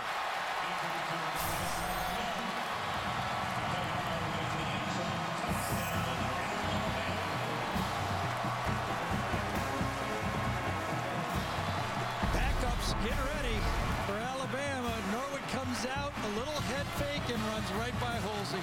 True freshman Joshua Holsey that time just lets that receiver. I had a coach when I first got into the NFL. My first coach used to say, when the wide receiver gets to your toes, you're beat. Because when you start to flip your hips, turn, and when you turn, he's by it. And you can see Holsey got his hips turned too late. Touchdown.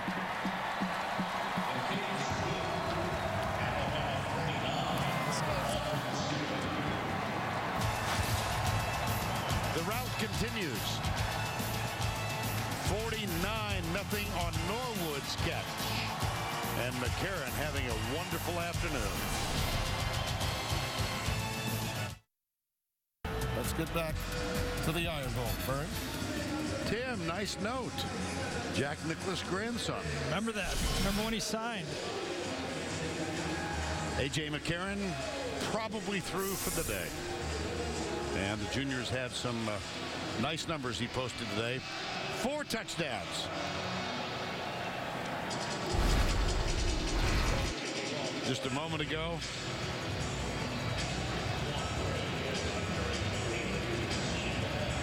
He's telling everybody what I should be saying, I guess. I don't know, right? This is what Gary's saying upstairs right now.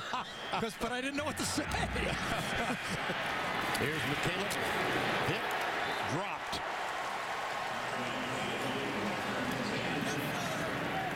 Ha-ha. Clinton Dix. Real name, Hashawn. Yeah, and the new quarterback now, Kyle Frazier. And a bunch of new players in for Alabama as well. It looks like Nick has put his second team in on the football field, too. Denzel Duvall's in there, number 30. They got a bunch of different players in for Alabama. Their second unit for sure is on the field. Kyle Frazier was the starter at the beginning of the year. He started much of last year, much of it. Was recruited as a spread quarterback. Threw for 11,000 yards in high school, but has never reached the expectations as the quarterback at Auburn.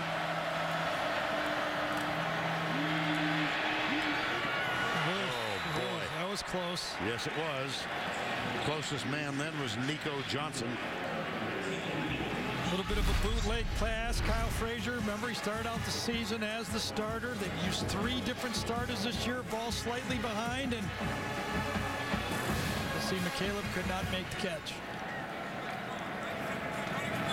Frazier replaced as the starter after that defeat to Texas A&M. That was a 63-21 final.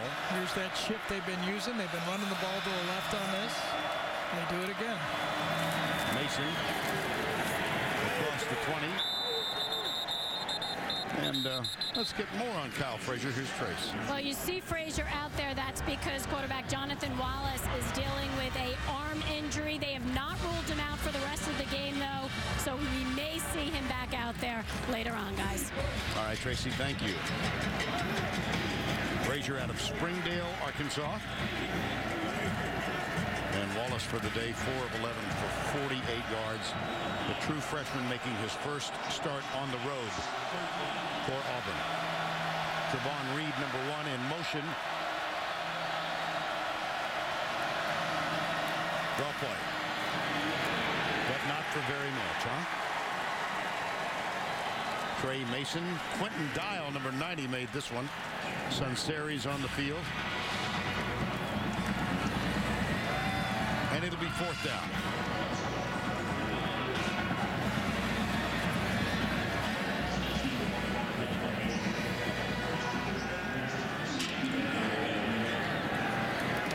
Stephen Clark.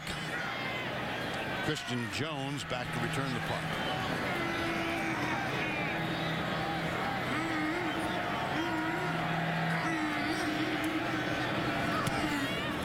There's a good one. Didn't get it to turn over, though. Gets a bit of a bounce. McCaleb down to put a hand on it. Killed the play. 41-yard punt. Nothing on the return. 7:10 remaining in the 3rd quarter. All Crimson Tide.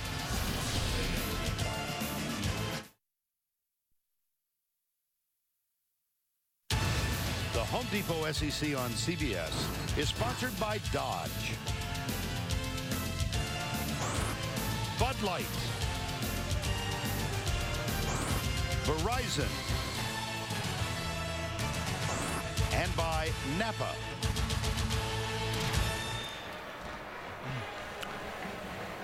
$49-0 Alabama. 7:10 to go, 3rd quarter. Senior day here in Tuscaloosa. 9 scholarship seniors introduced before the game, including Nico Johnson. That's his dad to your right, and his grandmother down in the front.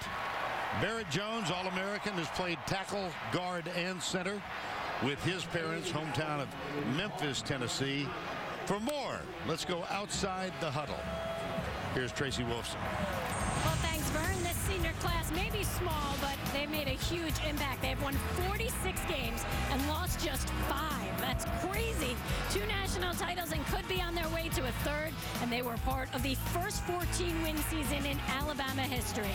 Head coach Nick Saban couldn't be prouder of them. I really have a special place in my heart for all the seniors, all that they've done, all the work that they've done, and the faith, trust, and confidence they had to come to the University of Alabama when they came, because it wasn't like it is now. You know, everybody wasn't winning, 10, 11, 12 games every year. A lot of people want to be a part of that, but these guys believed and trusted in what the program was going to develop into, and I have a tremendous respect for each one of them for that. As well he should. There's Jesse Williams, import from Australia. And a new quarterback on the field. Blake Sims is in now, replacing A.J. McCarron. Sims, a 6'1 sophomore. And Kenyon Drake, number 17, goes left. Tackle made by Jake Holland.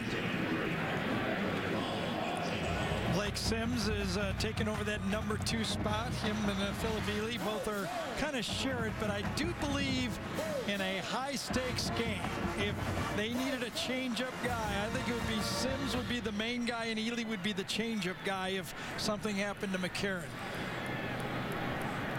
Sims quite capable as a running quarterback. He'll hand it off to Drake, who cuts back to the left. Well, let's get another update on Florida State, Florida. Once again, here's Tim in New York. All right, Vern, Gary, we told you the Gators had fumbled and Florida State was inside the 5. A little bootleg action for E.J. Manuel. 17 unanswered in Tallahassee. It's now 17-13. Meanwhile, Oregon is rolling it up, and they should. It is a beauty contest for them at 48-17 against the Beavers. Back to you. All right, Tim, thank you. 3rd down and 3 here.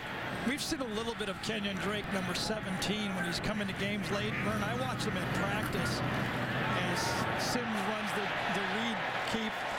A little bit of a, Cam Newton back at Auburn. Basically, that play really destroyed Auburn, or well, actually not just really rode Auburn to a national championship. But Kenyon Drake is going to be, even the players on the practice field kind of marvel at Drake, what he's going to be in the future. Drake, a freshman, true freshman, number 17, out of Powder Spring, Georgia. Fast, makes his cuts almost full speed. He was making the number 1 defense look, a little bit, normal when he had the ball. There's Drake again. Expect we'll see a heavy dose of him. Gabe Wright makes the tackle. Well, we're late in the season, quite obviously, but among the injuries affecting a certain position, Alabama did lose 2 running backs this year, D. Hart and Justin Fowler. They thought Fowler might be a great H-back, and lost for the year. 2nd down and 7. Blake Sims chased, lets it go, incomplete.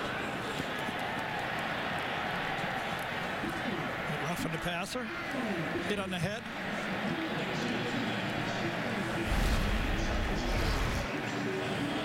Bootleg play, throw, it's hitting head to head. Yep, helmet to helmet by Lemon that time. Corey, right? Corey Lemonier. Corey Lemonier. Personal foul, roughing the passer, number 55 of the defense. Hit above the shoulders, 15-yard penalty, 1st down. It's hard not to think forward, though. Georgia's getting better as a football team. It looks like, they found themselves ever since that speech, that Georgia speech, when they started to play more physical football, beat Florida. They've been rolling it in some big games. They should physically be able to stand up to this Alabama football team. Play action, Sims will keep it. And darts out of bounds just in front of D. Ford, number 95.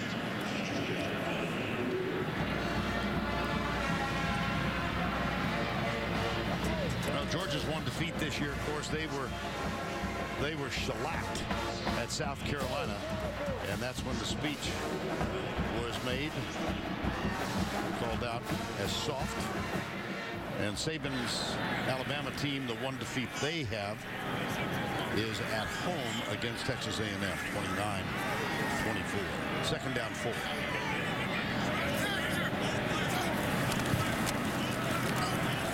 Sims.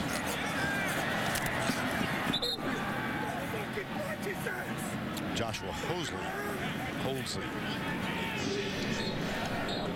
Well, the Crimson Tide, 6-1 in conference. Georgia, big win today, 7-1 they finish. Points per game even. Yards per game, slight edge for Georgia versus ranked teams. I think it'd be a heck of a battle. I do too. Remember, I was actually searching for the name. The truck actually helped me. Is Sean Williams, is the guy who gave the speech at that time. They're playing a little too soft. It was all over everywhere. Remember, people speculated, oh, that's going to cause divisiveness and everything. All it's done is those teams kind of just taken it from there and gone on and become the physical presence they wanted to be from the start. Blake Sims gets another 3rd down conversion. I don't think Nick Saban will take issue with the 3rd down play of his team now. They're perfect on offense, 11 of 11. Yeah, here's the zone read again. Reading the Ed Manalize. That's an easy one that time. Just watch the guy that hit you in the head last time. He's not there. Just run where he left. And, we've been thinking back. When was the last time that Georgia was in a position to play their way in the national championship? We got to go all the way back to 1982, Herschel Walker's year, for a chance for Georgia to control their own destiny and play their way into a national championship. And, of course, they did win the title in 1980. Run on the right side for a couple of yards. That's Kenyon Drake again. And they're unraveling the 3rd quarter expeditiously now. 2:25 and the clock running.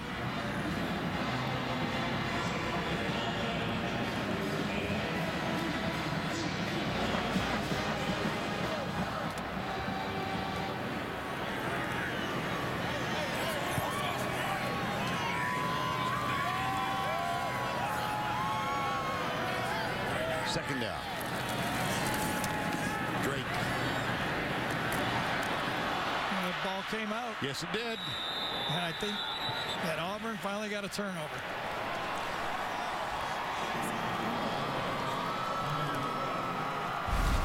Kenyon Drakes gets the handoff, kind of stretches it, and as he turns it back, someone from the inside got his hand right on the football on the tackle. This is good because it gives Nick Saban a coaching point.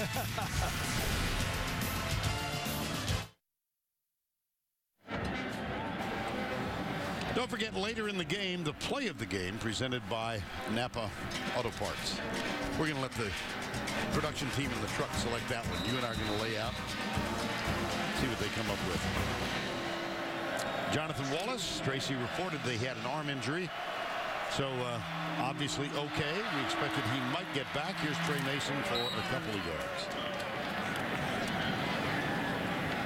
Well, obviously, Notre Dame playing at USC tonight. Alabama, Georgia will meet next week. Let's talk about how these teams can get into the BCS title game. Well, three teams control their own destiny. They win, they're in. So that's easy for those guys. But what happens if somebody stumbles?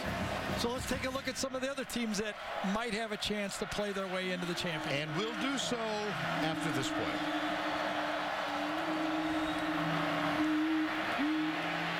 Wallace, incomplete. Okay, let's just, for example, Florida. Well, of course, Florida is going to need a lot because, you know, what happened with the rematch last year. But let's look at it. They've got a great resume. Of course, they got to win today. They need Notre Dame to lose, I believe, and then they've got to win that one-loss beauty contest. And as, you know, you get a Brando even said, you know, if they beat Florida State, is that enough of a beauty contest considering that their resume is so good because the computers love Florida? Yes. Now, what's going against them is they're in the same conference. Will there be backlash from what happened last year? They're down 7.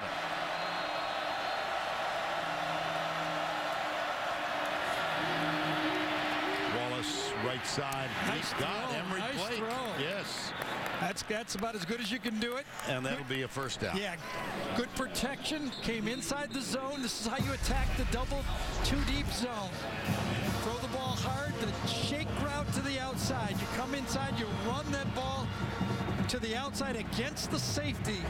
And Emery Blake again, the old pro for Auburn, gets it done. Well, his dad was. Yes. Yeah, that's all right. You can say that. Yes. Quarterback. Wallace a quarterback. Emery Blake, by the way. Tyler Bray and I kind of phrase it differently than other people. Mason, spin move. Learned that from Eddie Lacy.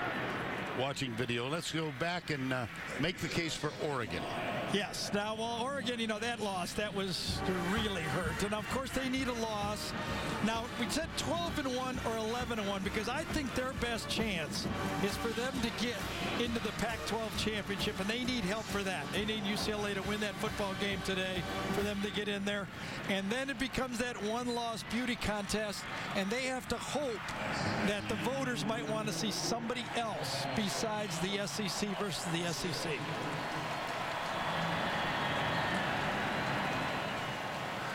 And we have reached the end of the third quarter, but I might add, not the end of your explanation. Do I get a break for a while? Or no. It's every play.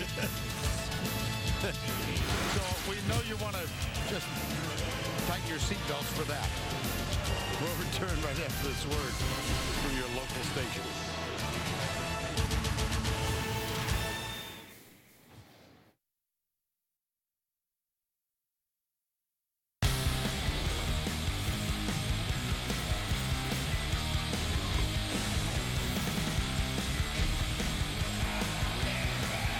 Alabama memories in Iron Bowl history. Back in '71, Johnny Musso, 2 touchdowns.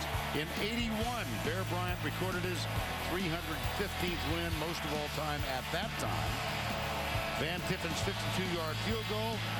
Greg McElroy finds Roy Upchurch from 4 yards out to give the Tide 26-21 come from behind win against Auburn. And we begin the fourth. Excuse me, Gary. That was the drive before this year's drive. Yeah, remember? That's right. Second down 5. We begin the fourth. Vern Lundquist, Gary Danielson, Tracy Wolfson. Play action, Wallace. That one could be picked off. And it is. Clinton Ha-ha Dix. You like saying that, don't I do. Well, with all the motion there, the safeties for Alabama switched and switched back and switched again. But Clinton Ha-ha Dix stayed with the football, beat the receiver to it that time, and Vinny Sunseri kind of pummels him when he's on the ground. That was worth it. Don't worry about it, Jonathan. Throw it up. Maybe your guy gets it. Let me make sure I get the name right. Ha-ha Clinton Dix.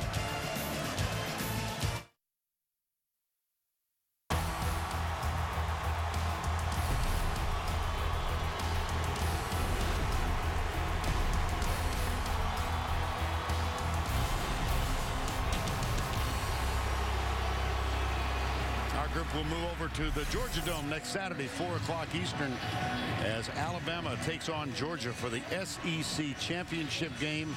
And you see Alabama 8 appearances in that game, second most in SEC history. Blake Sims, the quarterback, on first down following the interception. He goes right and is caught and dropped for almost no gain. I'm just curious, your early thoughts about Georgia and Alabama. Is it Dix, Ha-ha, Clinton? Clinton, Ha-ha, Dix. Clinton, Dix, Ha-ha. We'll get it by next week. We will get it by next week. You just follow where I lead sometimes. I think the two best teams are playing. I really do. Yeah. I know, Florida's there. They could have won that football game. But I think at this time right now that Georgia is playing their best football of the year. Alabama has a new breath of fresh air in for their game right now. They can see the finish line. It's like a guy who's been through the marathon. Since that game against Michigan that started the season, they have been chased all year. And now they feel like, let's get this baby on. And that one is intercepted. Did he? No, he was out of bounds. Pass intended for Shin.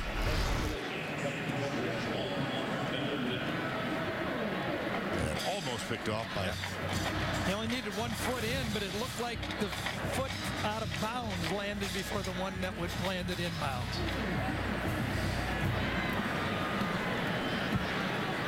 McCarron's work is through for the day. It's third down 9.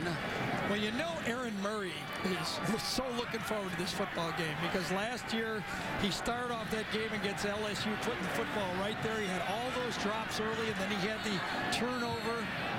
And, the punt returns put Georgia away.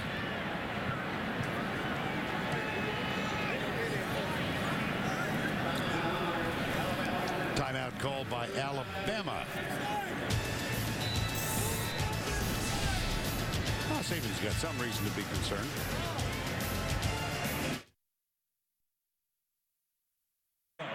And now it's time for our Geico game recap. It does seem a long time ago, doesn't it? Here's Eddie Lacy on the first drive of the game, 7-0. T.J. Yeldon on the second drive of the game, 14-0. A.J. McCarron to Amari Cooper on the third drive of the game for Alabama, 21-0. A.J. McCarron on the fourth drive of the game. Kevin Norwood. Eddie Lacy on the fifth drive of the first half, 35-0. A.J. McCarron on the next drive of the first half, 29-0. That's the score at the break. And then McCarron with a 38-yard pass to Kevin Norwood. And that is where we stand, 49-0. Go back to 1948, the largest margin of victory. Remember, these two teams did not play from 07 to 47. This was the renewal of the rivalry in 48. The game played at Legion Field in Birmingham, and Alabama won that one by 55. They lead this one by 49. Sims.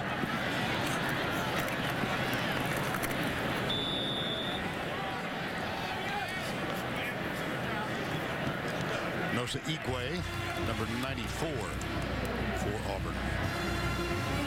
Well, as this conference is going to look at some new coaches in this league next year, aren't they? That is going to be, and if you're a coach out there, as you take these jobs, you know the stakes around here.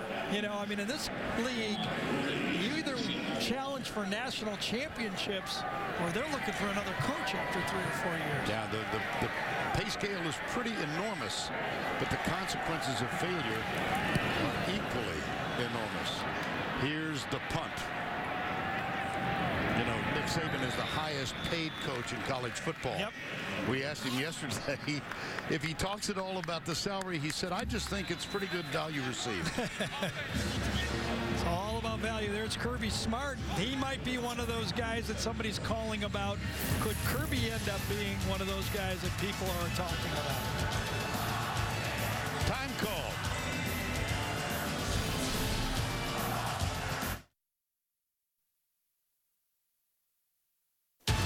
The Home Depot SEC on CBS is sponsored by Dr. Pepper,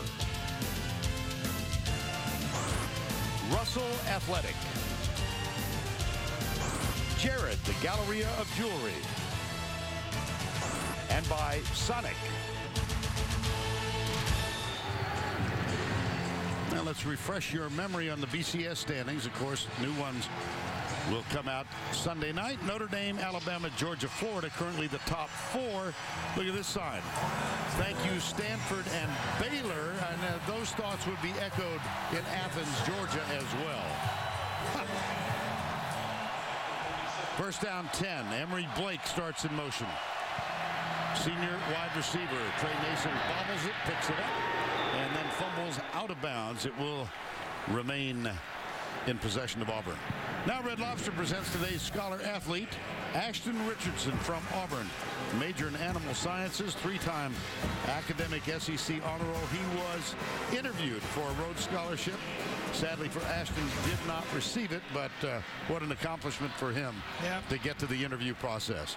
Red Lobster's commitment to the investment of our future is shown today by donating $1,000 to Auburn University's General Scholarship Fund. Wasn't it just a couple of years ago that Greg McElroy was doing it the same week also? Absolutely true. Jay Prosh. You know, you mentioned Athens is thanking him. Of course, South Bend, Indiana, and all those Notre Dame fans are also thanking Baylor and Stanford because that put them into the catbird seat.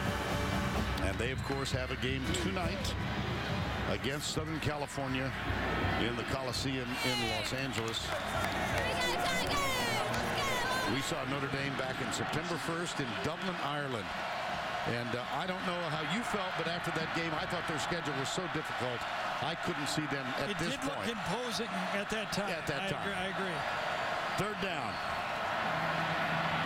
Wallace will tuck it and run, and he is caught and dropped by Jeffrey Pagan, number 8.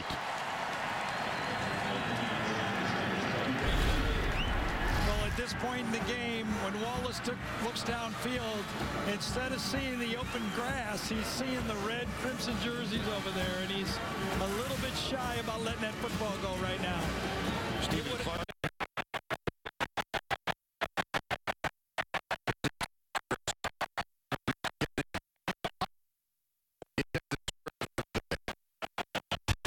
Ouch. 10:49 to go. 49-0. Alabama. 49-0 Alabama. They're going to win this over Auburn, and one of the tough spots is the absence for the Tigers of their tight end Philip Lutzenkirchen, out for the season, had hip surgery after week 6. And Philip is with Tracy Wolfson. Well, thanks a lot, Vern. And Philip, first off, how's the hip feeling? It's good. I'm about a month out of surgery, so just rehab, doing a lot of underwater workouts on the treadmill, and it's been going good. What's the timetable for the future for you? I go see the hip specialist again, Dr. Emblom, here in Birmingham on December 4th, so hopefully he gives me the go-ahead to start running again, maybe jogging, and then hopefully be ready for Combine, if not Senior Bowl. We have to ask, this has been obviously a difficult season. When you look back, though, what stands out to you? Because you still won a national championship with this team, so what memories will you take away? Definitely that 2010 season and beating Alabama here 2 years ago. That's definitely one of my favorite memories. But aside from that, just 4 years. I'm graduating early in December, so I've just had a great 4 years here, and I'll look back on it. Let's watch us play. That's just short of the first down. Trace, go ahead. Well, it's obviously been a difficult season, as we just mentioned. When you look at it, how do you see this Auburn team in the future for what it holds? Like you said, it's been a tough year, but, you know, I feel like we've gone into each game trying our hardest, and we just haven't had the ball go our way a few times. And you know, we got a great group of guys, a lot of talent, and you know, we need to look back on this season, forget about it, and look forward to next year. Well, I can't let you go without asking you, with the hip surgery, are you still able to do the Lutzy? I haven't been able to do the Lutzy since 2 years ago, so I don't think I'm ever going to pull it out again. All right, thanks a lot. We wish you the best of luck. Thank you, Tracy. I'm guessing that Philip could still do it. He doesn't want to do it anymore. Anne's up in the booth. She wants to know if you were messing with her iPad last week. She's a little upset with you. Philip Lutzenkirchen, sorely missed as a leader of this team and one of the fine players. And Vern, you made him famous, or he made you famous, one of the two, on that touchdown. You found his name, what, fourth string or something? Yeah. Actually, that was his freshman year. Yeah, you covered him up. His freshman year, yeah. Lutzenkrchen.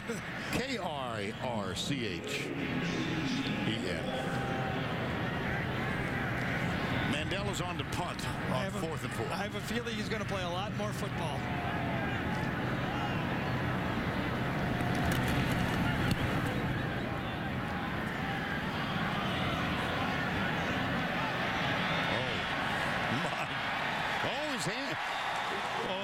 Maybe his foot was on the line. No, it was not.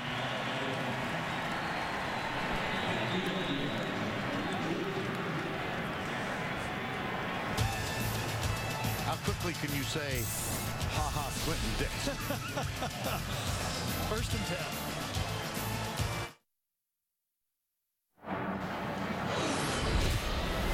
10. And now it's time for the plays of the game, presented by Napa Auto Parts with the calls. Eli Gold of the Alabama Radio Network. Lacey, the single setback. Here now on the play action fake. AJ looking long. Left side. Cooper behind the defense. He's got it. Touchdown, Alabama. As AJ looks, throws Cooper. Nice grab. Breaks 3 tacklers. He's gone. Touchdown, Alabama. 29 yards. My goodness, what a beauty. One of many today, Amari Cooper from A.J. McCarron. And now Auburn starts at its own 1.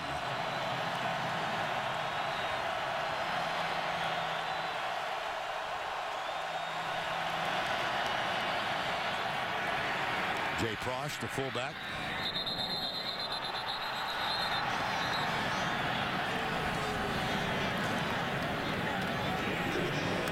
Jeffrey Pagan, number 8, a part of that. Well, you know, as we were watching Philip do that interview with Tracy, I couldn't help but think about Gene Chizik and, you know, what he's been here in his career at Auburn. It was a controversial hire, as you talked about it, but he did take them all the way up to win that national championship. You know, what must be going through his head? As this program, just 2 years ago, he's thinking, I've got this baby, you know, almost on autopilot. 4 straight recruiting classes up there. And all of a sudden it just disintegrates. And off left side, this is Trey Mason, who was attempting to go over 1,000 for the season. Florida State. Let's get an update. Here's Tim Brando. Vern Gary off an E.J. Manuel fumble. 1 play later, well-designed play. You've seen this from Brent Peace before, haven't you? 37 yards, Mike Gillisley, his 2nd touchdown of the day. 23 carries, 137 yards. 23-20 to score. 11 minutes left. Back to you. Wow. Thank you, Tim. It's like the old days watching Florida State, right? On 1st down 10, here's Mason.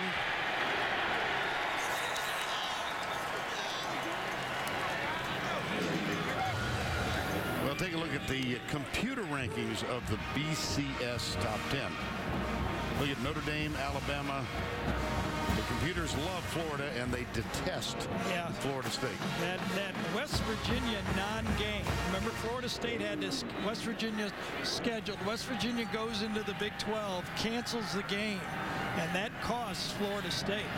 They had to scrounge around for someone to play, and they never recovered. Well, they wound up with Savannah State. Yes, and of course they got to still beat Florida to make any meaning to it, but...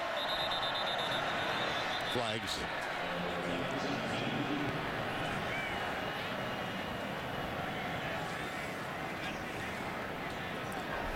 False start.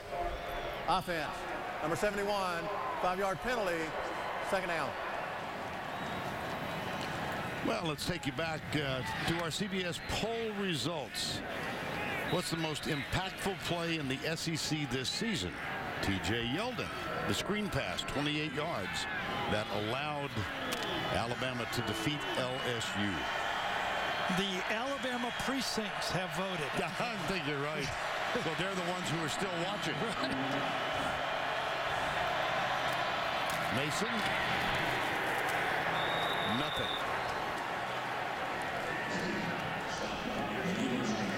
Jeffrey Pagan, number 8, with the tackle. There's T.J. Yeldon. Took that screen pass. Remember that last drive after a missed 45-yard field goal in Death Valley. McCarron hit Kevin Norwood on 3 straight plays down the right side, and then pressure came from John Chavis and LSU, and Yeldon caught a screen pass and blasted into the end zone from 28 yards out. Alabama won. 3rd and 15.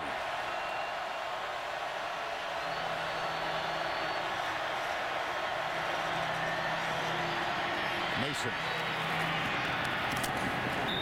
He's getting close to his 1,000-yard goal for the season. He needed 80 coming in. He's too shy. Good eye, Vern. And, you know, we talked about Gene Chizik, and as you see, 998 right there. You know, and also think about the pressure as Nick Saban was talking about this program that he built when he was talking about his senior class. I mean, when you go to these big schools, these big name schools, yes, you get the first pick of players, but you also get all the pressure and expectations of coaching at these places. You know, if you don't win them all or just maybe one loss, it's looked at as a bad year. And boy, that's a strain on any coach, and Nick has built this program with that understanding.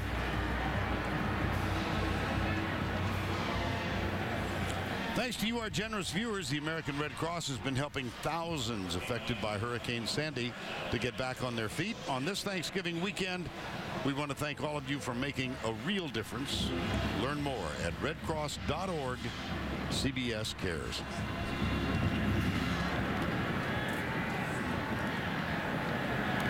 Blake Sims still at quarterback. Kenyon Drake still at running back for Alabama with 4:33 to go.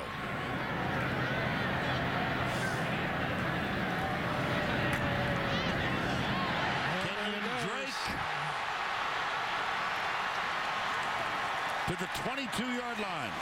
I'm telling you, when this kid grows up, when he gets about 10 or 15 more pounds and is able to take those SEC hits, number 17 is going to be a big-time player for Alabama. He's got tremendous cutting ability, great vision. He is going to be a special football player. Of course, they'll be bringing in another crew to challenge him, too. Well, for the season, 266. That run, 37 yards. And the tackle made by Ladarius Owens. A 6'1", 204-pound freshman. True freshman. First down and 10. Drake. Flag is down. You know, Vern, I was looking at A.J. McCarron's stats and thinking about what type of resume he could have. Offside. Now, think about this. He's going to have his team in the national championship game if he can beat Georgia next week. So that means he has an opportunity to play. It's in his own hands with a good football team to do back-to-back national championships. He also was a redshirt freshman on a national champion on his freshman year. So that's 3 out of 4. If he comes back, they're only losing 9 seniors. he could make a run out of 4 out of 5 national championships.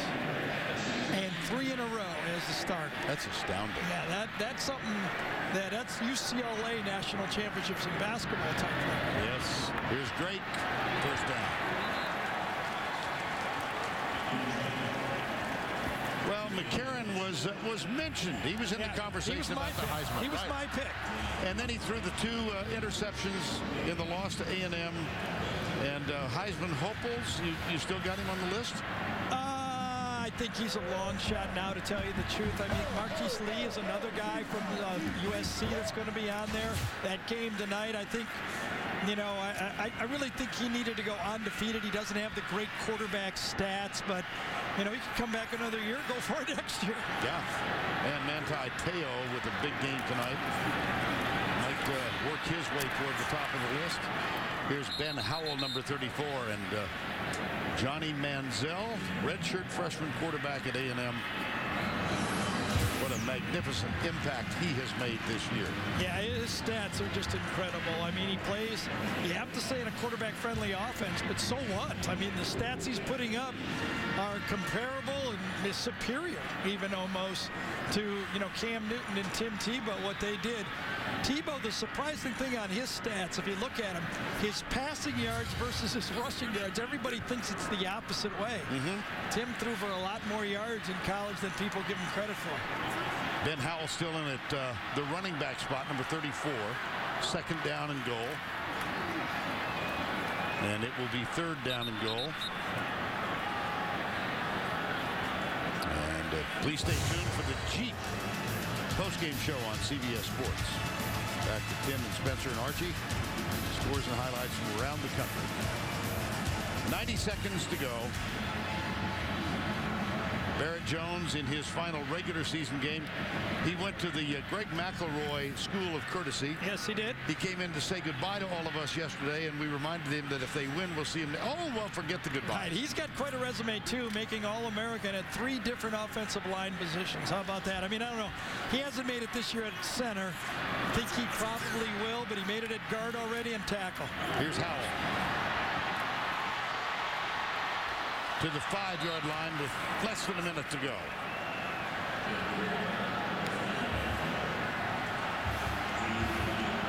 Well, Gene Chizik lost 38-0 to Georgia November 10th. Look at that. And the worst season almost by unanimous acclaim was not a claim. Want to help me out here? It's a long game. Thank you very much. I mean, it's 40-0 here, 49-0. Unanimity? I don't know. Ha-ha, Clinton Dix. Obviously, this Alabama crowd would like to see. Now they're going to take a knee. Good. Well, that's going to mean a change of. Isn't that going to change it? And Auburn's going to have to come out, or are they going to just run the clock off? There's 11 seconds. They should just run it off. Yeah. Meaningless. That's what Saban's arguing. I know. We're trying to let the clock run out.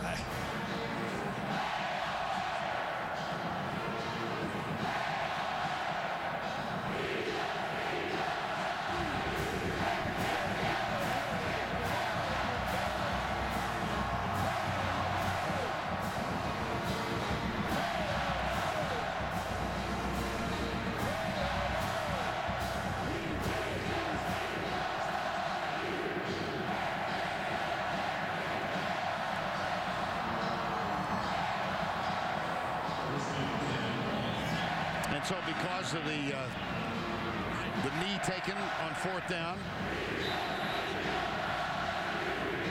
the clock by rule stops and the change of possession happens. Here's the ultimate anticlimactic play. Unless he gets 2 yards. Unless he needed exactly. You know what? That's exactly what Auburn did. Got him 1,000 yards.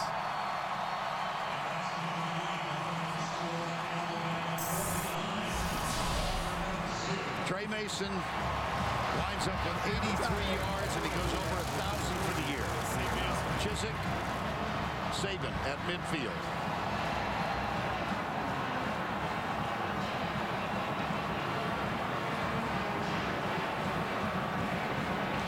Now let's take a look at the player of the game presented by Russell Athletic.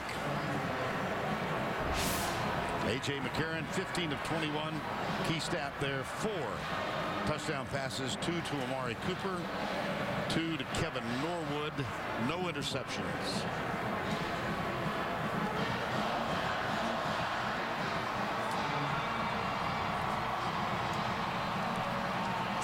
Zip. All Alabama. They go to Atlanta to take on Georgia next Saturday at 4 o'clock. Second ranked against the third ranked. That ought to be some encounter in the Georgia Dome. For Gary Danielson and Tracy Wolfson, Vern Lundquist saying so long from Tuscaloosa. The final score. 49-zip, the Jeep postgame show next after these messages and a word from your local station.